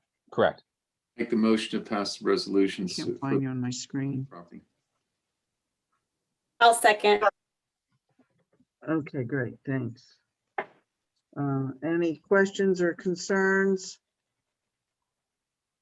All those in favor, please say aye. Aye. Any opposed? Okay, and the other resolution is the resolution, concurring resolution, confirming that the applicant has formally requested Act 152 funds, has designated initial to perform the required duties between the applicant and Allegheny County Economic Development. And I guess in the amount of Act 152 funds of $40,250. So a motion to adopt I'll that make that resolution. Okay, motion by Mr. Suchovich. Second. Second. Second by Jack Showalter. Any questions or concerns? All those in favor, please say aye. Aye. Aye. Any opposed? Okay. Continue on, Matt. And that is all I had tonight. I I did see Vince had his hand up with a question. I don't know if it was on something I presented. I don't know, but I also was going to ask you, Matt, on your agenda or your report here, you were going to talk about Beaver Jack. Oh, yes, I apologize. So on that, we're aware that we had some issues with the pruning of the trees. Craig and I have looked at that, and Laura Jacko had provided the cost of a third-party arborist. The cost on the arborist was $1,500 for them to review and report. However, the way the contract was structured, only $1,900. I apologize, I don't have the exact amount. I believe it was $1,920 was the line item for the pruning of the streetscape trees. So if we were to move forward with hiring the arborist, and we withheld the payment, there would only be a $400 savings. Talking it over with Craig, he felt we were well within our means to withhold the $1,900 payment anyways. So at this point in time, due to the lack of communication, of them not providing some additional information that we requested, and due to the unsatisfied outcome of it, I would recommend that we withhold the line item for the pruning of the streetscape trees, and then move forward with paying the remainder of the bill for the cutting on Wildwood Avenue and East Railroad. Or West Railroad, I apologize. So would the amount be 11,520 minus 1920? I will have to confirm that. I believe the 11,520 is the total amount. And so minus the 1920, 1 second here. I believe we would be making a payment of 9,600. But I don't have the contract in front of me. I will double check and email everyone tomorrow morning. So what you're asking is for us to approve to pay them the 9,600, if that's what the amount is. Really, I was bringing it up for discussion if that would be the direction that council would like to proceed. The money for the trimming along West Railroad and Wildwood, that would be owed to them. They did complete that portion of the contract. Really, the only thing that we were in dispute with them over was the trimming of the decorative trees. Right. Okay, so we don't need to make a motion right now. Is that what you're saying?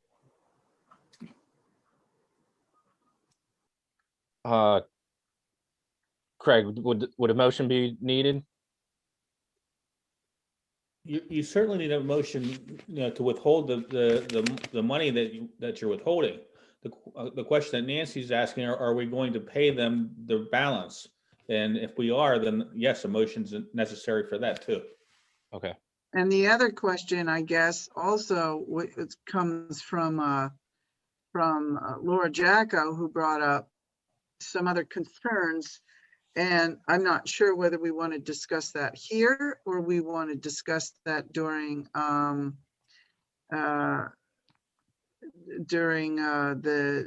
report with Mr. Forbeck. I'm not sure what. We what should road might as well people discuss it wanna all go down. together. I mean, it's all in one basket here. Why don't we just discuss it? Now. Yeah. Yeah. So, well, thoughts, people want to share their thoughts about this whole thing and what Laura brought up. I think what Laura brought up is she hinted at what we had discussed on site with Beaver Jack back when there was issues with their work, about trying to hold them to warrant, these trees basically, that there wouldn't be future issues. And I think, Matt, if I'm understanding this correctly, you and Craig looked at the contract, and basically, because we didn't want them coming back and doing work to repair the trees, that the contract basically states that they are required to come back and make repairs or amend any damage that's caused. So if we're going to refuse them from coming back to work on our trees, then we may not have much claim to go after them for damages or to warrant the trees beyond what's in the contract. So am I stating that accurately or understanding that correctly? I believe you're right. Okay. So my question would be, oh, I'm sorry, Dave. no, go ahead. Go ahead, Nancy. Well, all I was going to say is, given everything that you just said, and trying to take into account what Laura brought up, the arborist idea, I'm just not sure what we gain from that. She said something about wanting to have a guarantee from Beaver Jack that if our trees died, that they would replace them. Is there any way to get that? And do we need an arborist to get them to agree to that? Because I'm just wondering about the $1,500 for an arborist to say, yeah, they didn't do a good job on your trees, but, they'll probably be okay, or, maybe they won't. So you should get the guys to agree to replace them, which we sort of know already. That's what I'm wondering. I had a preliminary talk with Beaver Jack after we had the meeting. It seemed, I got the impression that he was concerned about signing on to anything like that, just due to the fact of there's many different factors that can affect a tree. He brought up blight or insects, and to sign on to something that he said he would have to replace the trees in 5 years if they were to die, that opened him up to a lot of liability. I think we could work on the language and just make it that if it was due to improper trimming or something, he may sign something like that. We can ask pretty much anything and see what the response is. I don't know at this point. I mean, we could ask him to sign something that said for 5 years, and if he didn't sign it or returned, we would at least know what his response was and could move from there. Right. Any other thoughts on this? Oh, I think the other question too was, someone mentioned this to me. Have we established that Beaver Jack does have a certifiable arborist in their employ, and were they present during the trimming of the trees, the tree vitalized trees? That was the information that I've requested on at least 2 separate occasions, if not a third occasion. And I have the emails requesting that information, and I have not got a response from it yet. If council would like, I can respond to them, informing them that we're taking the stance of non-payment until that information is provided, and maybe that would speed them up a little bit. I think that's a good idea. Well, because I'm thinking that if they do not have an arborist on staff, and in addition, or didn't have one present in Verona when they were trimming, I'm thinking that's a breach of contract. It's also misrepresentation, because they represented to us that they had one. Correct. So Okay. what I will do then, instead of asking for any motion of payment or anything, I will get back in touch with them, inform them that until we receive the information we've requested, we are taking the stance of non-payment for the entire contract. And then if they should provide the information, I will provide that all to council, and hopefully we can have a information or some direction by workshop. Okay, Thanks, that Matt. sounds like a good plan. Thank you. And All right, anything else, Matt? no, but I do see Vince's hand still up. All right, go ahead, Vince.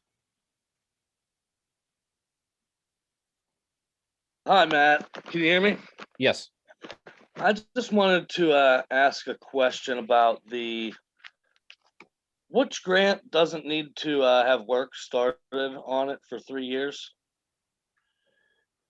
So the DCD grants are That- typically 3 years, but that Okay. means that the project has to be finished and closed out within 3 years. So typically you want to start the work within 2 years. That way you have enough time to finish everything.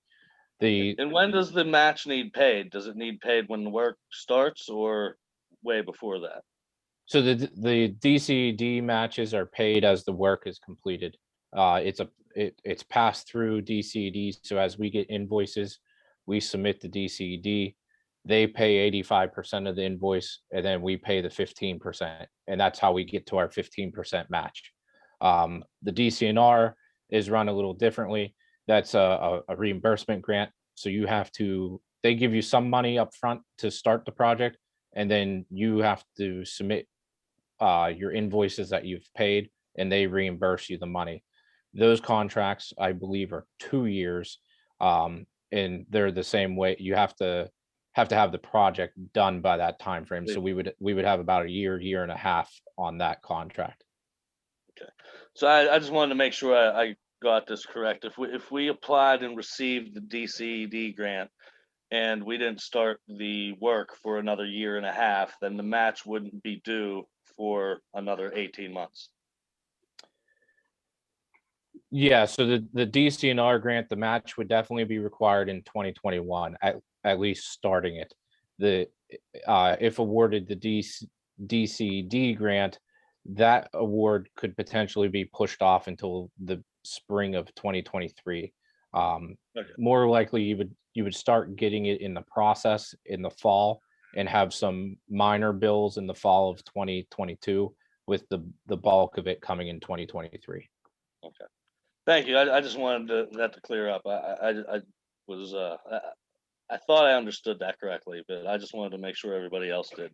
Yep. I think the borough needs as much help Yeah. as we can get, and the more grants that we apply for, or the better chances we have of receiving them. So I just hope the borough takes that into consideration and doesn't put all their eggs in one basket, so to speak.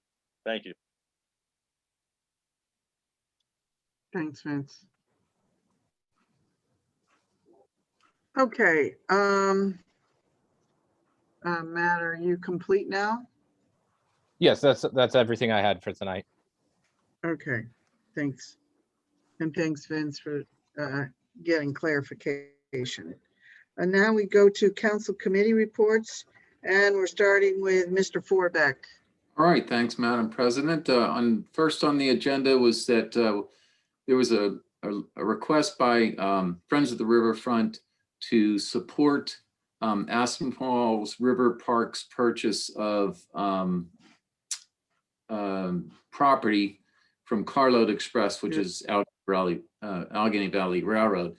And that includes the brilliant bridge that connects the other side of the river to close to where we are in Washington's Landing, or I'm sorry, Washington Boulevard. They were asking for us to help to support them, in particular Representative Connor Lamb, because he's part of the Railroad Transportation Committee, I believe. So we did agree to send a support letter for that purchase, because it does connect to communities, and we also looking at connecting Verona eventually to that trail.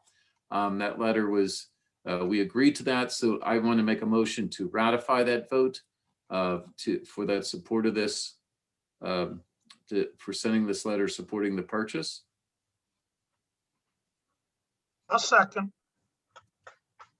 Okay, first by Mr. Forbeck, second by Mr. Suchovich. Any other questions or concerns about our support letter for the purchase of the property? Okay, all those in favor, please say aye. Aye. Aye. Aye. Any opposed? Okay, Okay, go the ahead. second one, there was actually a draft letter that was, again, there was a request by Friends of the Riverfront for they're preparing to go for a grant application for the Three Rivers Water Trail Management Plan. And this, of course, us being a riverfront property, and we would be part of the whole 72-mile trail management plan that they're trying to put together.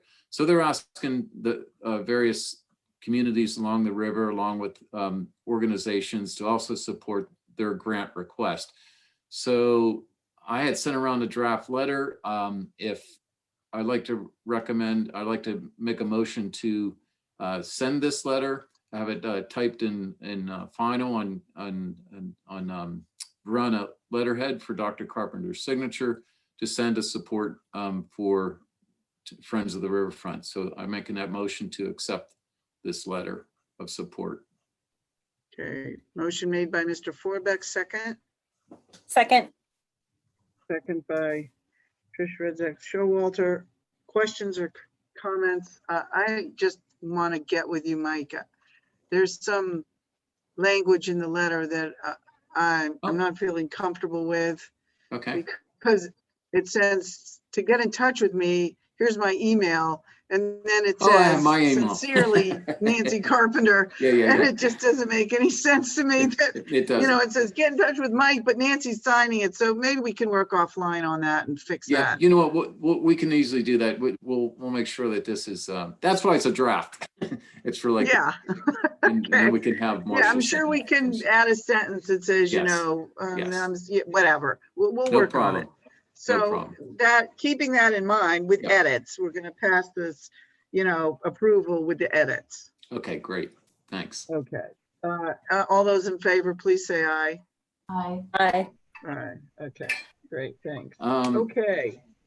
Go ahead. Going down the list, dumpster contract for the riverfront area there where the old salt shed was.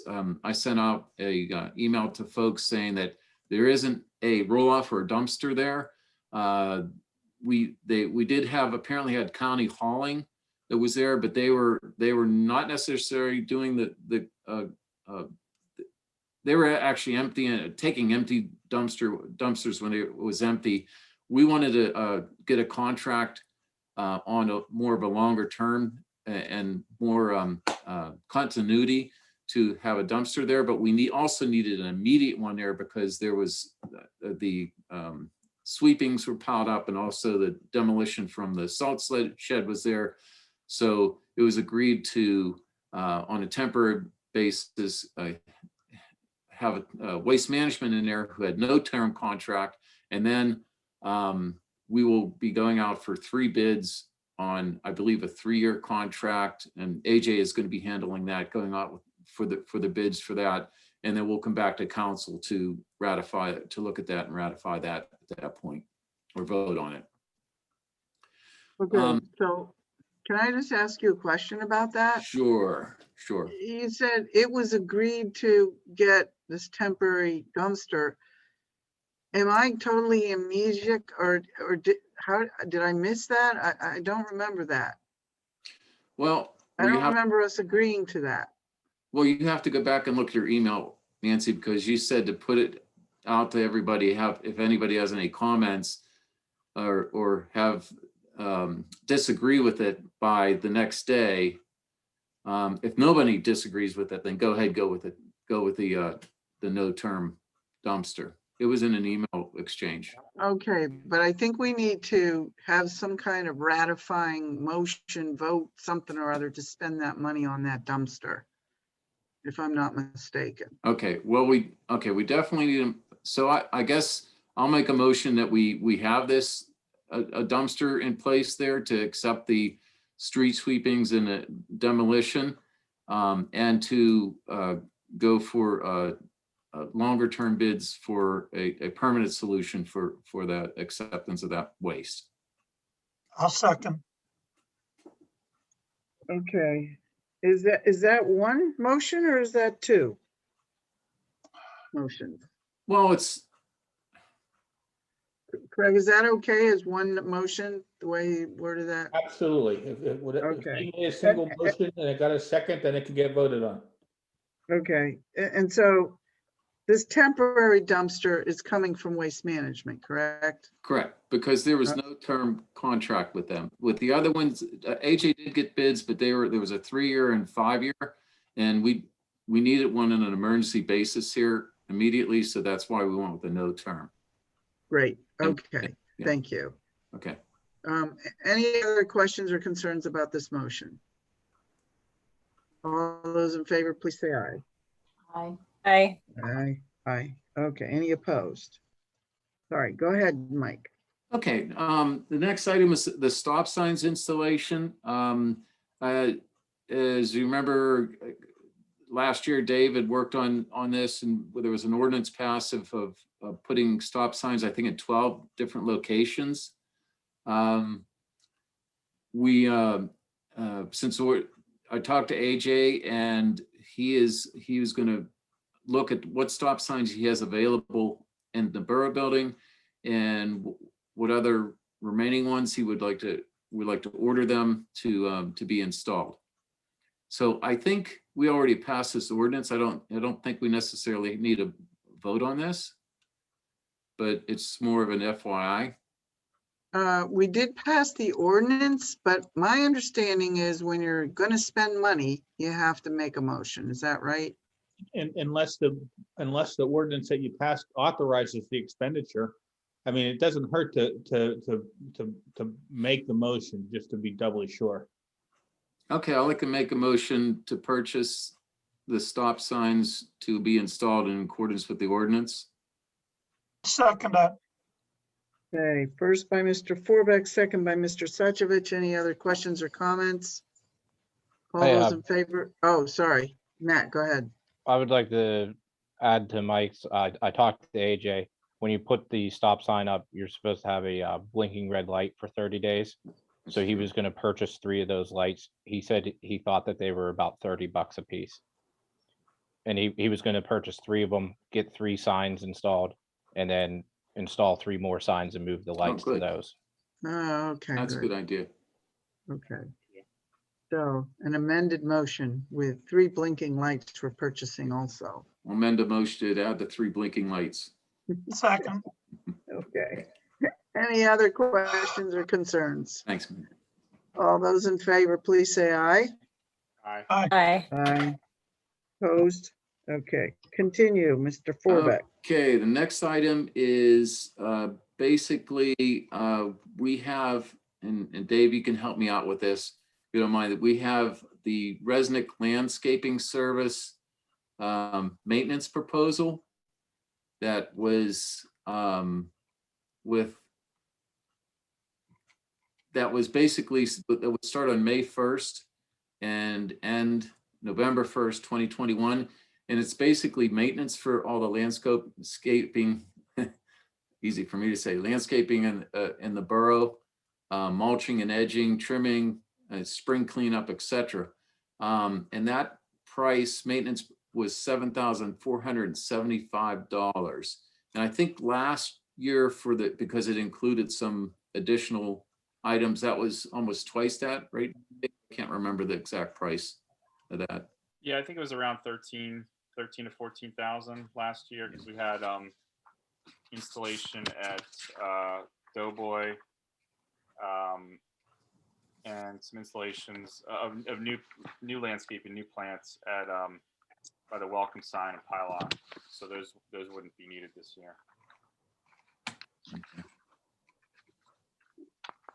So the question is, do we want to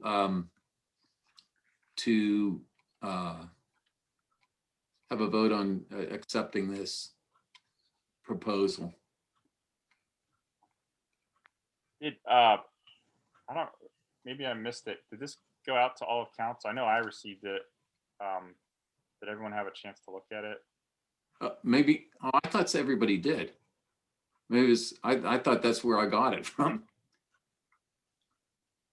I think it was forwarded just to you, to the committee.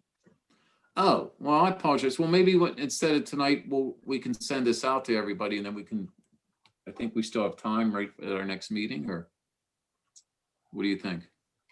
Or you want me to send it now if I can find it? You can do Yeah, it. but it wouldn't, yeah. You can pass it on Saturday if you want, or you can pass it up the workshop, or Oh, that's true. Why don't we do that? I'll send this out. I'll send this out tonight and then we can vote on it Saturday. Good point. Yeah, he advertised it as a voting meeting, so, Yeah, yeah.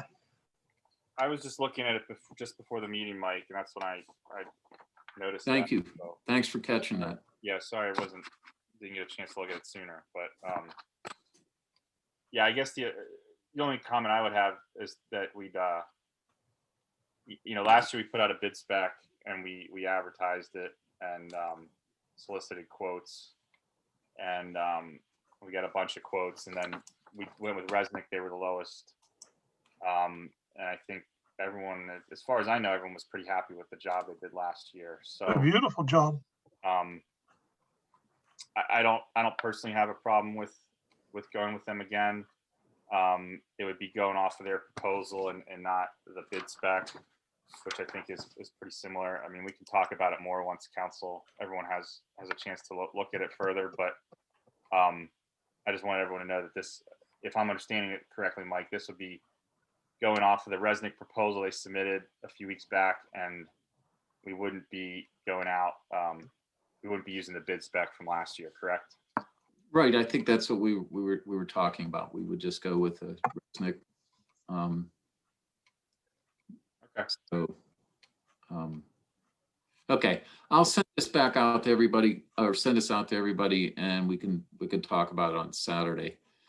And we also talked about Beaver Jack already, so I am finished. Thank you. Thank you, Mr. Forbeck, and Mr. Matlin, Budget Finance. You're next. All right, thank you, Madam President. The first thing is the March monthly financial reports, which everyone on council and mayor, I believe, received yesterday.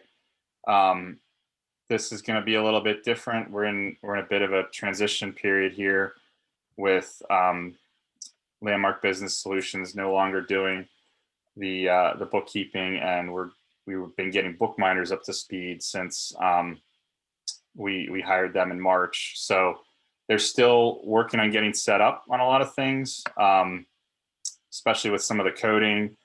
And so we're missing a couple of reports we would typically have from them that we should have going forward, which would be an income statement and a balance sheet. So what I have here are the bank account balances and a list of bills. So for the bank account balances, for the month of March ending March 31st, the S&T general checking account had $359,736.98. The S&T Parks and Rec checking account had $100 even. The First National recycling account, which previously held around $15,000, that was, I believe, was transferred to the S&T general checking. That has a zero account balance and has been closed out. Our liquid fuels account, which is through Pliget, has $156,424.42. There also with Pliget is an account for the fire truck capital expense, and that is in the amount of $4,547.22. And then the final one is the S&T sewage account, checking account, is $166,126.01 for total account balances of $686,934.63. So I would just ask for a motion to approve the report of the bank account balances. Make that motion. Like you say, we're in a transition now, trying to get this all squared away. Yeah. A second? I'll second. Okay, second by Trish Rezak Showalter. Any questions or comments or concerns? Knowing that this is not going to be the format of finances in the future. This is just a measure to give people an idea of what's going on in the interim. I have a Okay. question. Oh, sorry, Well, go ahead. actually, No Mhm. worries. Which is that, do we always have approximately 6 separate accounts? Is that our system and will continue to be our system? So those are the actual bank accounts, but there's, as Susan has explained in I think in her past reports and past meetings, there's going to be different accounts or funds within some of those bank accounts. So those are just the straight bank account balances, and she may be able to elaborate on that a little bit more coming up. Okay, any other? Does that answer your oh. question, Trish? Yes, thank you. I just missed that there was a Parks and Rec one before, but that makes sense. Yeah, it actually hasn't been used as of recently, but it is an account we have. I think any Parks and Rec allocations have been out of the general fund, from what I remember.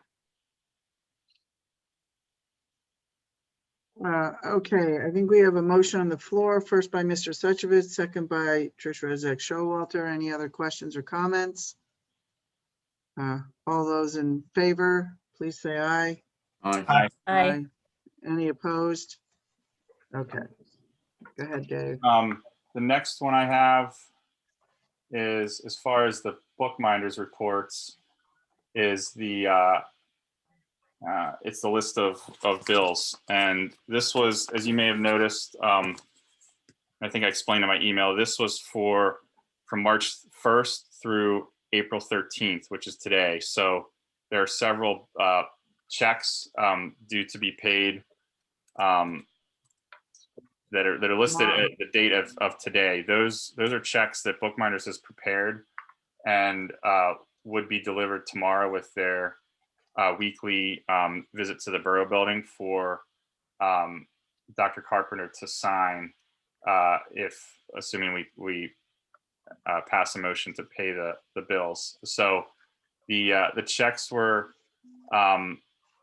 organized in starting with the largest dollar amounts at the top, which hopefully helps people see kind of what the big hit items are, and maybe the items that should warrant more focus and attention. And so it is an Excel. You can sort it if you wish to sort it by date as well. So it lists the checks and electronic transactions. And I would just ask for a motion to pay the bills. Make that motion to pay the bills. Is that the 199,532, Dave? Sorry, what's that, Ray? Was that the 199,532.51? Is that the price? Price for what? Oh, that's Bills. that's the total expenditures from March 1st through. That's what we're making a motion to pay tonight, right? Yes. I'll second. Okay, first by Mr. Forbeck, second by Mr. Suchovich. Any other questions or comments? I'll just add a quick comment. I forgot to mention that. So this was from March 1st through today. Going forward at each meeting, we will have this list of bills will reflect the time period will be from the previous regular business meeting up until the night, the day of the business meeting that we're approving the bills, so that the last batch of bills will then be approved to be signed the following day by Dr. Carpenter. So in other words, what you're saying is we're actually approving to pay some bills before we've actually paid them. Not all of them, but some of them. Yeah, some of them. In the past, we haven't approved any of them in advance. So, Right. and this is kind of a transition. We're trying to get on a better regular schedule with the checks and with bookminders. A lot of boroughs, I understand, will just do a monthly check run. We may eventually transition to that. Right now, we're doing weekly. So we're just trying to establish a regular schedule with bookminders and this, so that the bills list will be offset. It won't be from the first of the month to the last of the month. Just so everyone's aware. Okay, so there's a motion on the floor. Any other questions or comments? All those in favor, please say aye. Aye. Aye. Aye. Okay, thank you. Thank you. The other report, this is not from bookminders, but I believe Susan Hockenberry did want to give a quick update or report on from her cash flow report from March 29th that she presented to council, and that is also available on the borough website currently. So Susan, if you have, do you still have an update on that? I do. Can you hear me? Yes. Yes. I can't turn my video on, so I have been disabled. So if the host wants to make it possible, I will. Oh, dear, really? Yeah. That's terrible. I don't Let's know. see, how do we do that? I don't know Oh, what- here. There we There you go. go. Perfect. Sorry Good about evening, good evening, everybody, and thank you for giving me an opportunity to update the presentation I made on March 29th. And thank you for putting that report on the borough website and making it available to help you and your citizens on Saturday do the important work of setting public priorities. So what I would like to share with you is, as you remember, on the 29th, we were waiting anxiously to get the 2020 audit report. And we have, and that being Dave as the finance chair, and I believe Dr. Carpenter, and I, through my tenacity of bugging the auditor, we did receive a draft of that report today, this week. Now, a draft means it has not gone through the quality control and assurance process within the firm where they issue their letter on the official letterhead. And that seems like a tedious thing, but in fact, you're asking the auditors to state on their professional license that that statement accurately depicts the financial position of Verona Borough as of December 31st, 2020. So they take their good time to do that. However, I did verify that the closing balances in the accounts were reliable for us to get a little more insight on your financial position in advance of Saturday. So I'd like to, can I share my screen? Is that possible? I know You should be able to. Thank yeah. you. I'll try. There we go. Whoops. So bear with me. I know you have a long agenda, so I'm going to make it quick. Okay, so you should see my slides from last week here. Let me present that. Did you guys see my slides? Yes? Yes. Okay, great. So what I would like to do is just quickly give you an update of this information from that draft. As some of you may have seen earlier today or yesterday, Matt circulated a schedule of projects that he worked to provide Peter, our auditor, with for past expenditures that were made on behalf of the sewer fund by the general fund in an effort to reduce that liability between the general fund and the sewer fund. Let's see if my little highlighter pointer works. There we go. So this is the liability right here that we're looking to reduce through that effort. And that effort reduced that liability by $282,508. So that improves the financial position of Verona. And again, you'll be getting a written report of that, but I want to give you some insight of this. And I actually have an email that I've sent to Dave if he would like to forward that to the rest of council that also provides this information in written form. So your fiscal position, your fund balance position as of 12/31/20 was still in the negative territory, but in the negative territory of 221,578, and that's up from 343,798. And like I said, that's largely as a result of the $282,508 in adjustments for sewer fund expenses that were paid for from the general fund that were not previously accounted for.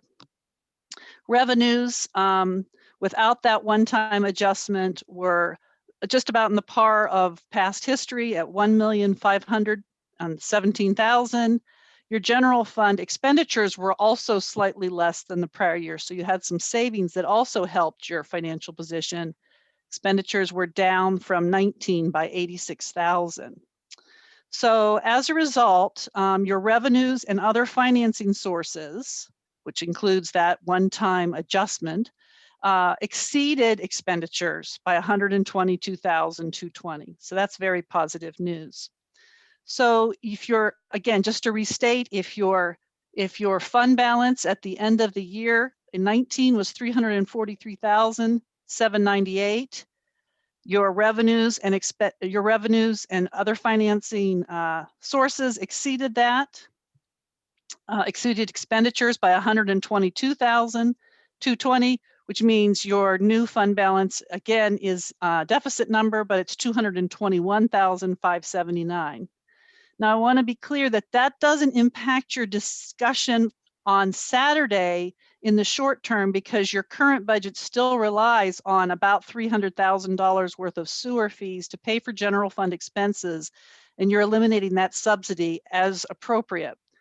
But it does improve your long-term prospects because now you have less of a liability to pay back to the sewer fund. So starting in 2022, you will, as we discussed on the meeting on the 29th, you'll begin to reduce that liability with an annual expense from the general fund to the sewer fund. And as suggested earlier, that'd be a good time for you also to look at your long-term capital. So I wanted to provide you that update. I know you're probably sharing my disappointment that you didn't have the final report as hoped for, but we did get some information. And again, you will be in a strong informational position to make decisions on Saturday. Oh, just one thing, Trish, your question about bank accounts. Every fund, just going back to the presentation, remember we used the pots here as a metaphor. So a fund and an account are not necessarily the same thing. So you may have had a Parks and Rec bank account, but that is within your general fund. You can have more than one bank account in a fund, but every fund will have one bank account, at least one bank account. So it'd be a policy decision by council in the future whether or not it wanted to have multiple bank accounts within the general fund. And there's some expense to that because you have to pay your bookkeeper to reconcile each bank account and so on. But I hope that answers your question, Trish. It does, and it seems if we spend on parks from the general, it's not the same consequence as spending from sewer on general. Absolutely not. That's exactly right. Parks, you only have four governmental fund type funds. I know there's a lot of jargon there, and I apologize. Your four governmental fund type funds are your general fund, your highway aid or liquid fuels fund, you have a police asset seizure fund, and a sewer fund. So those are your four special revenue funds. So the sticky wicket with the sewer fund is that you charge fees for that. And so those fees are associated with a commodity that your customers buy, right? So that means you can't move that money back and forth between your general purpose tax expenditures. And that's what you're fixing. So I hope that was helpful. And again, I want to offer that, Dave, if you'd like to forward that email I send of that real quick sort of analysis, feel free to do so. And again, you'll have this information available at the start of the April 17 meeting. Yep, I just received it this evening, so I'll forward it on to council. Thank you. That's all I wanted to say. Anybody has any questions, of course, we'll be happy to help.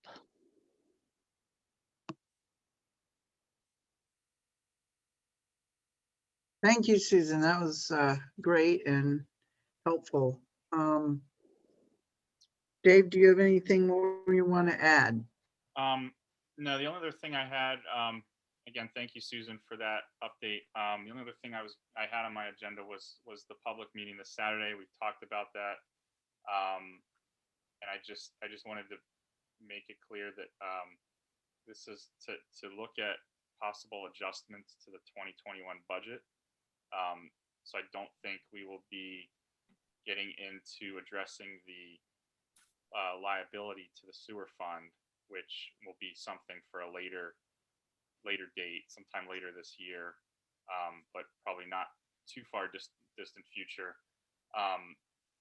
So just so everyone's clear and understands that, that's kind of a separate issue that'll have to be addressed over several years. What we're looking at on Saturday is the budget for 2021 and what expenditures we can reduce or eliminate to shore things up. So that's all I have. Thank you. Thank you. Next, we'll hear from Trish Redzek-Showalter.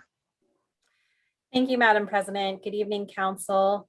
Good evening, everyone else who's sticking out with us later tonight. The first item under my agenda is the Act 152 grant. I won't say much more on that because Matt has already discussed that, but just as a reminder, that will include 423 North, 473 Union, and 899 4th Street Extension. The second item is ordinance update. I know I've mentioned that we have had several items brought to the committee, but we're still sort of putting a pause on creating new ordinances until we secure a new service and can begin enforcing some of the items that are currently in existence. And I'll come back to that shortly. That is not to say we haven't had many items brought to us throughout the community, but we're just handling that on a case-by-case basis through other means, such as contacting other neighbors, companies, and the chief has actually been very helpful with a couple of these issues. So thank you to him and to the committee. The third item is the submission of the AARP Community Challenge Grant. As a reminder, a big thanks to the Oakmont Verona Rotary Club for spearheading their new Welcome to Verona sign project. With their support, we are able to submit that AARP grant for additional funding for a second and third welcome sign and a master signage plan that would include additional signage such as for our community garden and fire hall. Due to the aforementioned financial issues, we also got some information from Matt to include matching funds if we pursue the LED light upgrades this year with Duquesne Light. As many of you know, we're still working on a couple of details regarding that, specifically the permitting requirements for being along ARB. I just want to point out that this grant does not have any match, and also big thanks to Mayor Dave for bringing up a few issues with that. We hope to have more clarifications coming soon. Last but not least is the update on selection of the UCC firm for building inspectors. I sent everyone an email last Thursday with information on the 4 interviews that Sylvia, Scott Fody, and myself attended.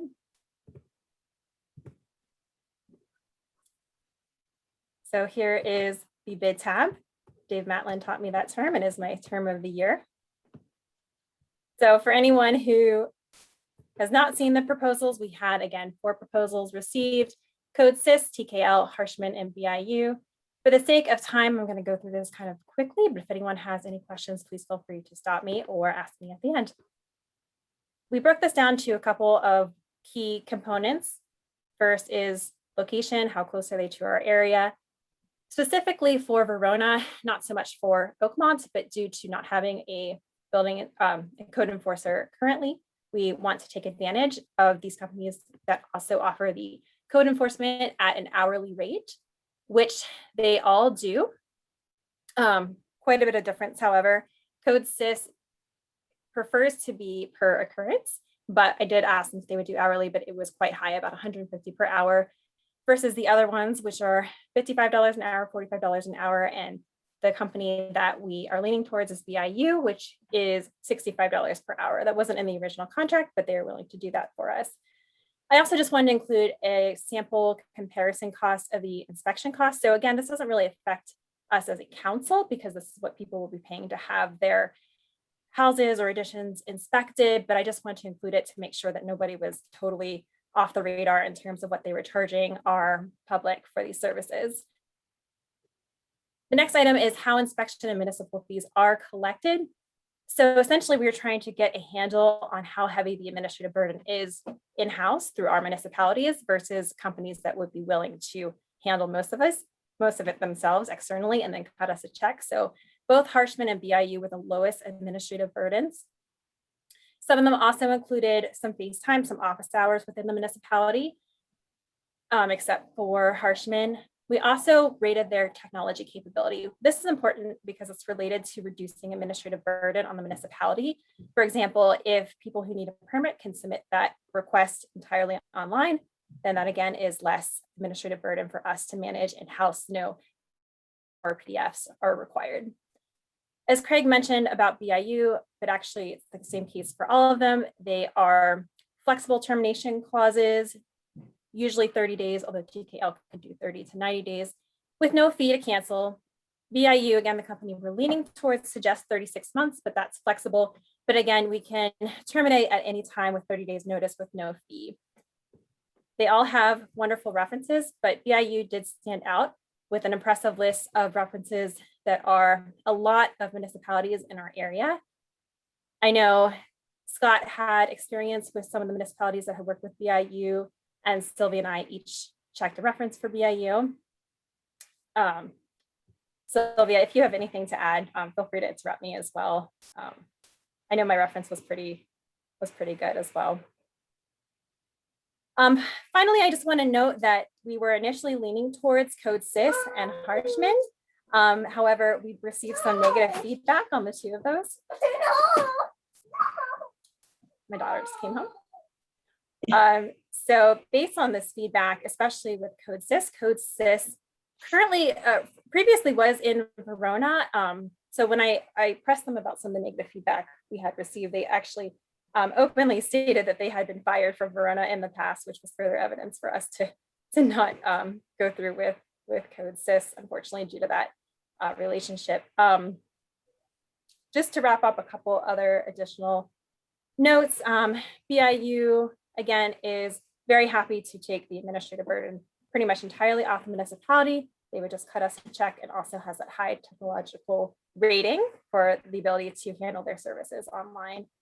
So I probably said more than I intended to. Does anyone have any specific questions? Trish, it's Sylvia. I just want, Dave, did you want to speak first? Go ahead. You can go first. That's fine. Thank you. Trish, I don't know, are we going to bring up to BIU because we have two municipalities coming in on this together and giving them a double business? That maybe the rate would be a little better. Plus, we are a much smaller community than Oakmont. We want to make sure that we're charged differently than Oakmont. You're meaning in terms of the hourly code enforcement rate? Yes, yes. I don't think we brought that up. I can ask. I think that would be well, so yeah, the proposal said $75 per issue. So I had asked them if they would do the hourly, which they stated $65 per hour, which is pretty on par with TKL and Harshman. So Scott Fody, actually, I spoke to him today and he said he would prefer to just have two separate agreements. Right, which BIU is okay with. But I don't know if that would translate to different pricing per se, because I think that was the whole idea of submitting the joint RFP is it's simpler for everyone. It's just, one RFP, one set of proposals. So I'm not sure about that. Does anyone else have any comments on that? Questions? I wouldn't necessarily expect the hourly rate to change based on it being Oakmont or Verona, I mean, I mean, their hourly rate would be based on dealing with code enforcement. I mean, I think the idea when Nancy and I spoke with Scott initially, maybe Trish, you know as well, what you just alluded to, was that the idea was that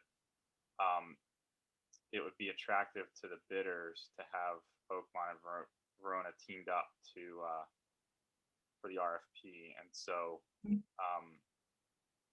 know, I don't know if there is any further reduction to be had in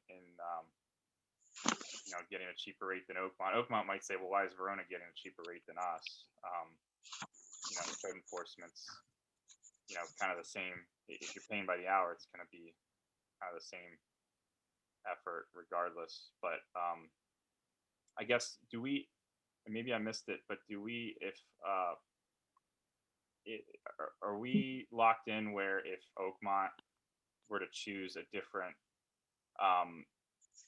a firm than Verona, I mean, are we kind of trying to stay in lockstep with Oakmont and as far as who we select? Since we'll be having different contracts, I don't think that's a requirement. Mm-hmm. But they are also leaning towards VIU. Right. Yeah, I think, and again, yeah, that makes sense. And I think talking with Scott initially, and again, I spoke with him before he sent out the RFP and everything. So that's all. That's my my basis here. But yeah, I think the idea would be is if they're going to do office hours, you know, if we have the same firm between Oakmont and Verona, that'll make it a lot easier to have them come and have office hours in Oakmont and Verona and kind of, you know, take care of that at the same time. It'll be more efficient for everyone. So I think that's a good benefit to both communities. So I think that's it. That's all that I had for now. Oh Yeah, thanks, sorry. Dave. I should also point out that, go ahead. Oh, I just remember my other question was, do we know why we terminated CodeSys in the past? Do we have any more I guess intel on what happened there? My recollection, go ahead. No, you go ahead. My recollection is that they weren't performing well. There was one person in particular, I think, that was assigned to us. If I have the right name, his name was Steve, and you can never find him. You can never get him into the borough. You can never get them to do what they were supposed to be doing. That was a long time ago that we had CodeSys, so it was a good while ago, if I'm not mistaken. Mm-hmm. I also heard that they would, you know, tack on several hours for a job. Like they would say something took them 5 hours and it's a job that should have taken them 2.5 hours or something like that. In two different companies. Is CodeSys the one with the husband and wife team? I don't know. Oh, okay. Okay. Yes. I think Nancy's more on par with what she's saying with that one. Yeah.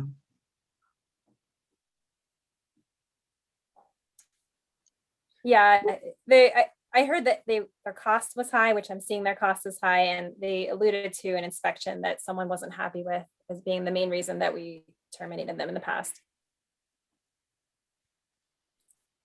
I was going to say that.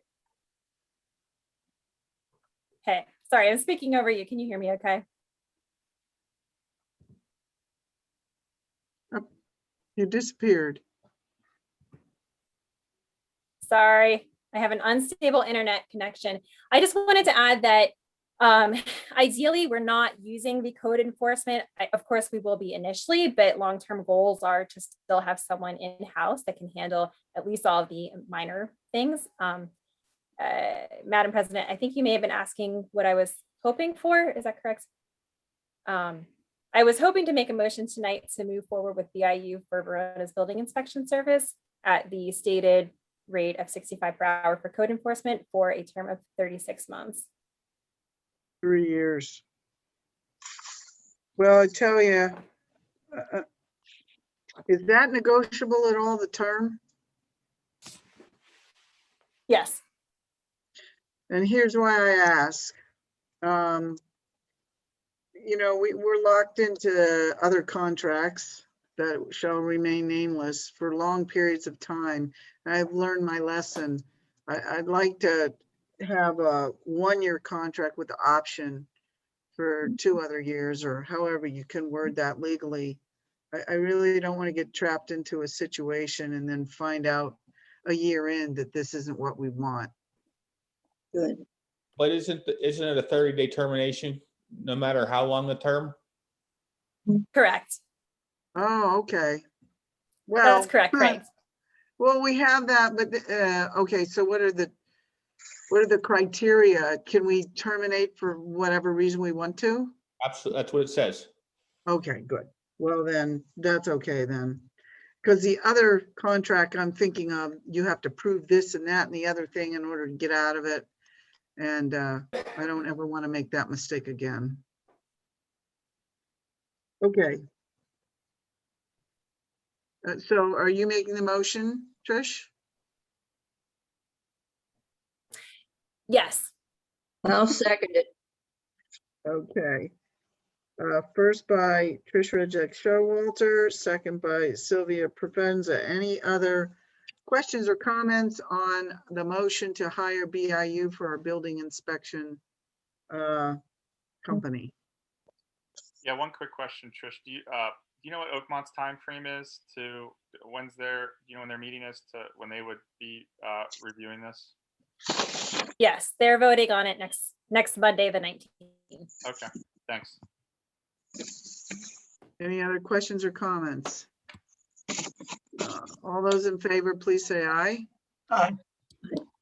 Any opposed? All right, thank you. I will add, Nancy, what was so Thank nice, you. was all 3 of us agreed that we thought that BIU was good, which I thought was good. There was no discrepancies there. It worked very well. I thought the meeting went well. Oh, okay, thank you. You're welcome. All right, so Trish, are you complete? I just wanted to echo your sentiments earlier, Madam President, to thank Marcia for her years of service to the municipality. Thank you. Okay, moving on, Mr. Suchovich. I have nothing. I spoke about the fire engine and the pump. I have nothing from the police side. So that's all. I don't have anything tonight. All right, thank you, Mr. Suchovich. Mrs. O'Albo. Thank you, Madam President. My first thing on the agenda is a park permit. Solicitor Alexander had drafted up a permit for alcohol in our parks. I did pass that out to everybody. There was a comment maybe adding on the park fees onto that permit, or we could just give along with the regular permit as well. But I think it's a good draft for our parks, for those events that would like to have alcohol at the events in the near future. So, if everybody's okay with it, I'd like to make a motion to pass the permit for the parks for special events that include Second. alcohol. Okay, first by Mrs. O'Albo, second by Mr. Forbeck. Any other questions or comments about the alcohol permit in the parks? Okay, all those in favor, please say aye. Aye. Aye. Any opposed? Okay, thank you. We'll get that down to the borough voting and we can print it out. And also if we can get it on our website too, as one under the permits, so people can print it out. That would be great. Yeah.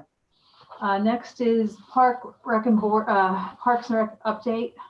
I'm melting here. I'm tired.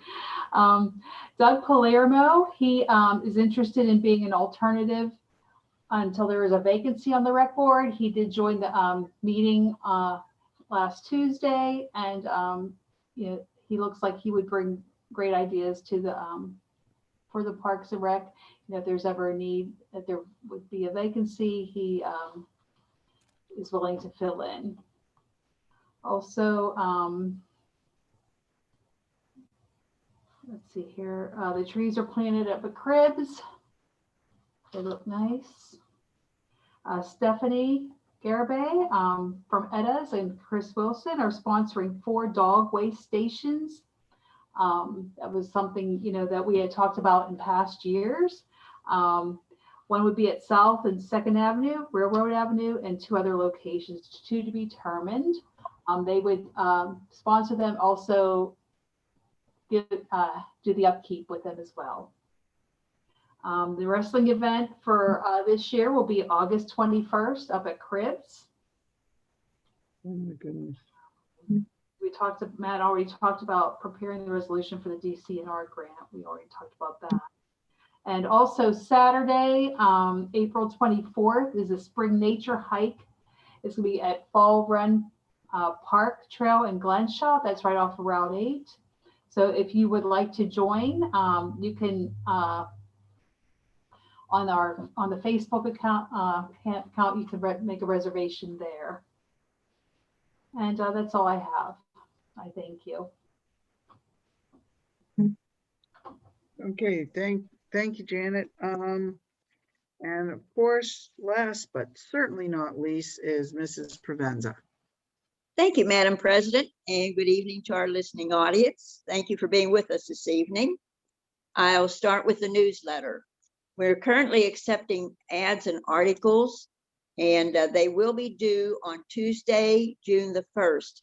And we always appreciate if you can get them into us as soon as possible. The sooner the better, then we can be ready to go to the print shop early. Our editor, Donald Wolf, will be glad to take your articles, and they can be sent to veronanewsroom@gmail.com. And I also will be very pleased to take any ads, and I can be reached at 412-828-7726.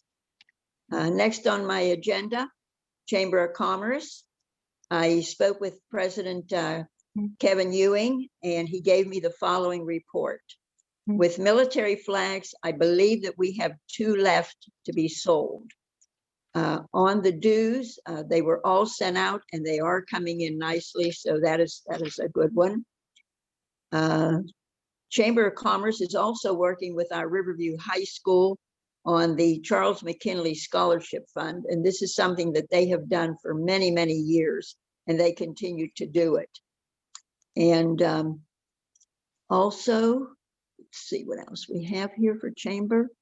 Okay, we do have a meeting scheduled for Tuesday, April 20th, and at this time, the location is to be determined.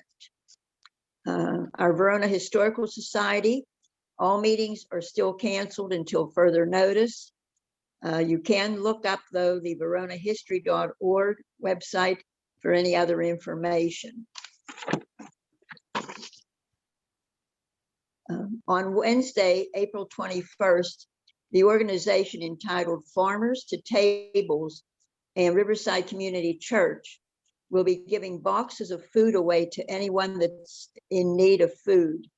And this will take place across the street from the antique shop, that would be on East Railroad Avenue, and it would be right across from Miller's Antiques. And the time on this would be from 11 a.m. to 1 p.m.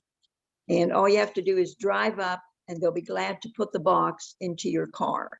And you can just drive out the other side of the parking lot, I was told. The Twin Borough Ministries, the community dinner is going to be held on Wednesday, April the 28th, from 4:30 to 6:30 here at our Methodist Church. And the dinner is going to be hosted by St. Joseph Women of Domain and the Verona Methodist Church. And I always like to thank Shirley and her girls. They do quite a job, a wonderful job. And this blesses many, many people. I see it firsthand when I do the delivery of meals.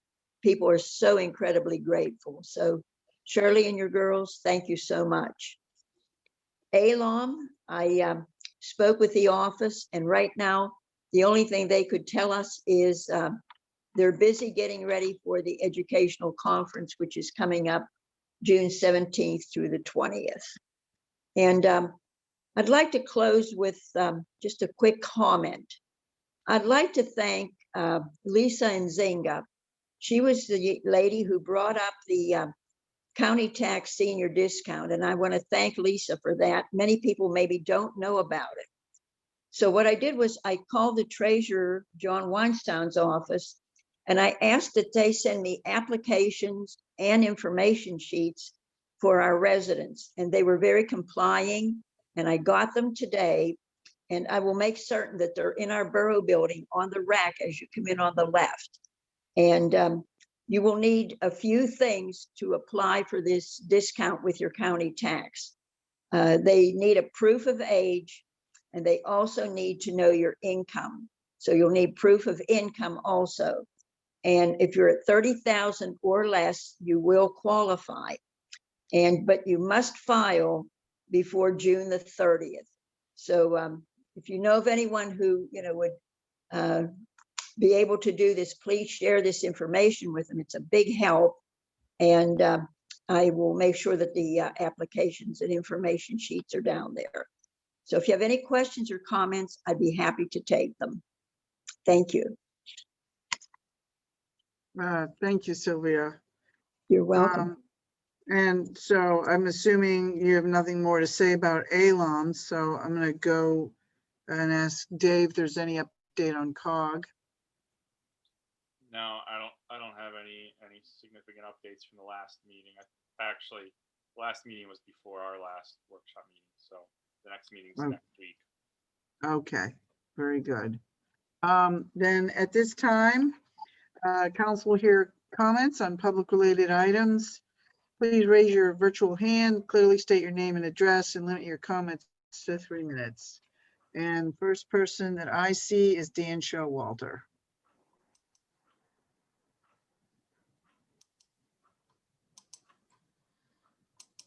Hi, folks. Can you hear me? Yeah. All right. Dan Showalter, 440 North Avenue.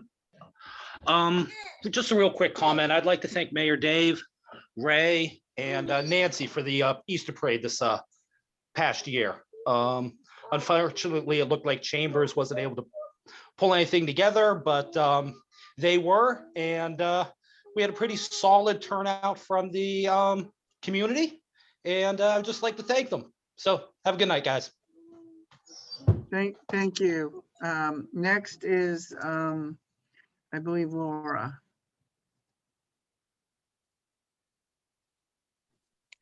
Hi, everyone. I actually left in the middle of the meeting, so I may have missed a little bit of, I missed the part where we were addressing the trees and the pruning. But just to, from what I understand, it was decided that like some payment is being withheld from the contractor. Is that correct? Yeah, my understanding is Matt is trying to get in touch with them to verify that they have a arborist on staff and that they had an arborist on site. And apparently, if that is not the case and they can't prove that to us, or they don't get back to us with that information, it could possibly be breach of contract and also be misrepresentation. So we are not paying them anything until we get that information. Okay. Do we have any more information about whether we were going to be bringing in the arborist still to assess damages? Because I definitely know that with some of the work that was done, it definitely is a breach of what they were done or what was in their contract. And part of the bid, that the way it was written, it does actually allow for liquid damages. So, the borough could make some money back as, for what we're going to need to spend to get them taken care of later. So I did want to keep that top of mind. I do have the information and a quote from the arborist. It was, I believe, not to exceed $1,500 to get that written up. And I believe that when I'd spoken with Craig and Dave and Matt before, all had agreed that, you know, getting a professional write-up of an assessment of the damages was necessary to be able to kind of take the next step for a lot of this. So I just wanted to see if that was anything we would, that you all might want to move on, or if we're waiting to hear back from Matt first. So just keeping on top of that. Yeah, I hear you, Laura. I'm not sure where things stand in terms of getting an arborist. So Address that. yes, please. Madam President. So I think, just to recap, Laura, and you may have missed it if you'd stepped away, but the contract does call for liquidated damages, but it also calls for the contractor to make any repairs to, if there are damages to the trees. So if we, as we discussed on the initial site visit after this happened, if we do not want them coming back to do any repairs, then I think the impression I got from Craig and Matt is that we won't have much of a case to get liquidated damages, because we wouldn't even be honoring the contract, calling for them to make the repairs, to come in and make amends to the trees. And I understand why we wouldn't want them to come back and do that, but it's sort of it makes it difficult to go after the liquidated damages. Well, the problem is, and I think that we're bringing an arborist in to talk about what was being done would be helpful, is that there's no way to repair what they did. It would involve gluing tree branches back on. You know what I mean? Like if we brought them back, it wouldn't do anything. Cutting more off of these trees will only ruin them more. Like there's no repair to be done at this point.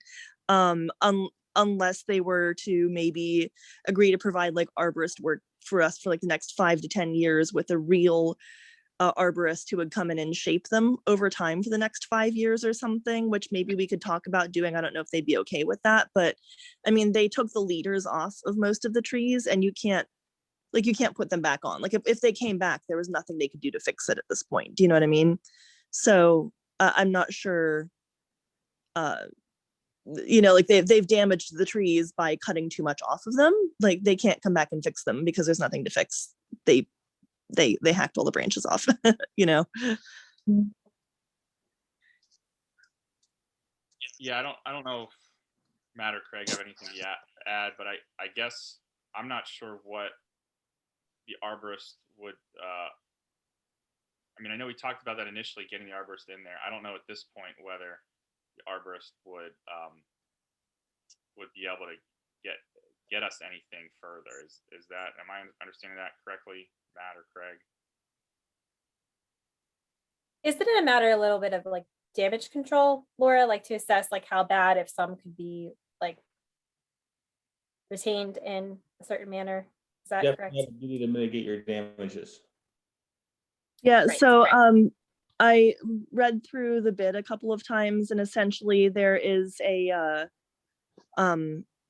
clause on there that states that we could get liquidated damages based on the like the handbook of the International Society of Arborists. It looks like they have some fees for what trees are worth and shrubs are worth in there, and having a you know, so this is a registered consulting arborist that I got the information for, having them come in and basically write up like, this is the damage that was done, this is how much these trees are worth, you know, this is the total, you know, damage, like the monetary damage that was done to the borough by the job, essentially is what we would get from that sort of a write-up.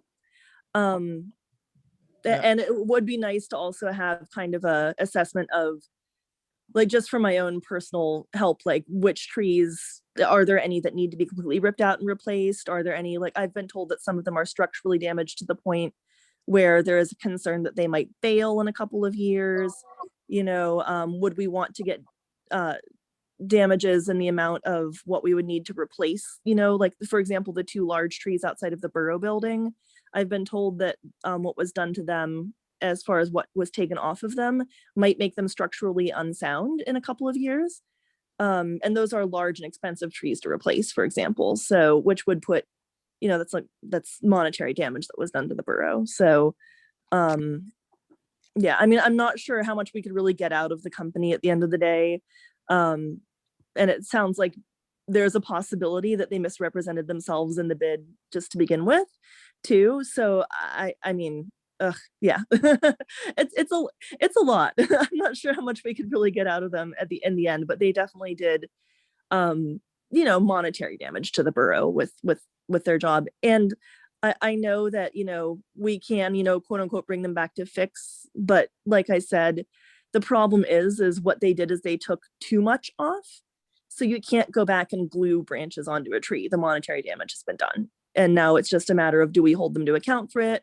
Or does the borough pay for that over the next several years by either needing to get a real arborist to come back again and prune the trees again correctly, or ripping out failed trees and putting new ones in, so it's, yeah.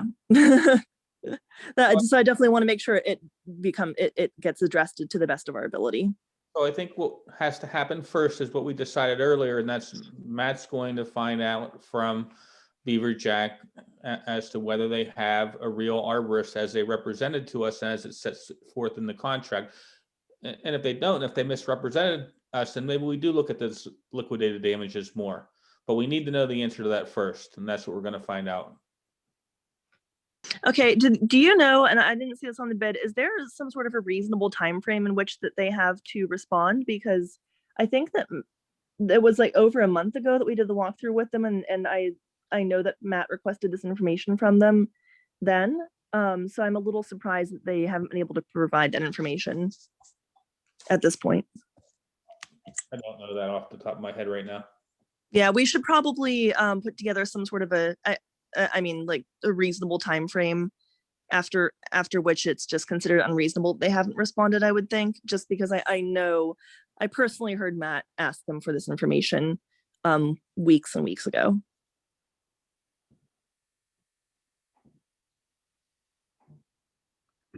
I don't think anyone knows that precisely off the top of their head, Laura, but I do know that what Matt said earlier was that they were going to be told by him that they weren't going to pay any of the bill until they responded to his request. Okay, yeah, that's a good start. Yeah, I don't know if we can realistically get more than that out of it, but at least it's a good start. Laura, do they have insurance? I mean, if they've done, I hope so. If they've done damage, they should be responsible to make everything that they've damaged good. And if we have to bring someone in to check their work, they should have to pay for that arborist, because it's their fault that we're bringing an arborist in. I mean, I feel the same way. They very obviously didn't do what was said in the bid. They admitted to as much when they were here, in front of Dave and Matt, myself and Kimberly. So in my mind, I would imagine that they should be held liable for the damages that are done. But I know that often I am aware that realistically it's easier said than done for those sorts of things. So I think that's why I would rely on Craig for what we can maybe realistically achieve with them. Well, I think first question I would ask is, what kind of insurance do they have? Companies do have insurance to cover them, just in case they're going to be sued or whatever. So something. Yeah, I think that's a good question. Yeah, is Matt still on? Is that something he could request as far as paperwork while he's getting this other information? Do we know? I think there was requirements within the contract that stated what their insurance levels had to be. I don't know off the top of my head, but I'll certainly look back at the contract. Perfect. Okay, so we'll just keep on pursuing this, we'll say. Thank you. Okay, great. Thanks, Laura. Thank you. I am not seeing any other raised hands. Oh, hello? Kathy? Yes, hi. Oh, is that your raised hand? Yes.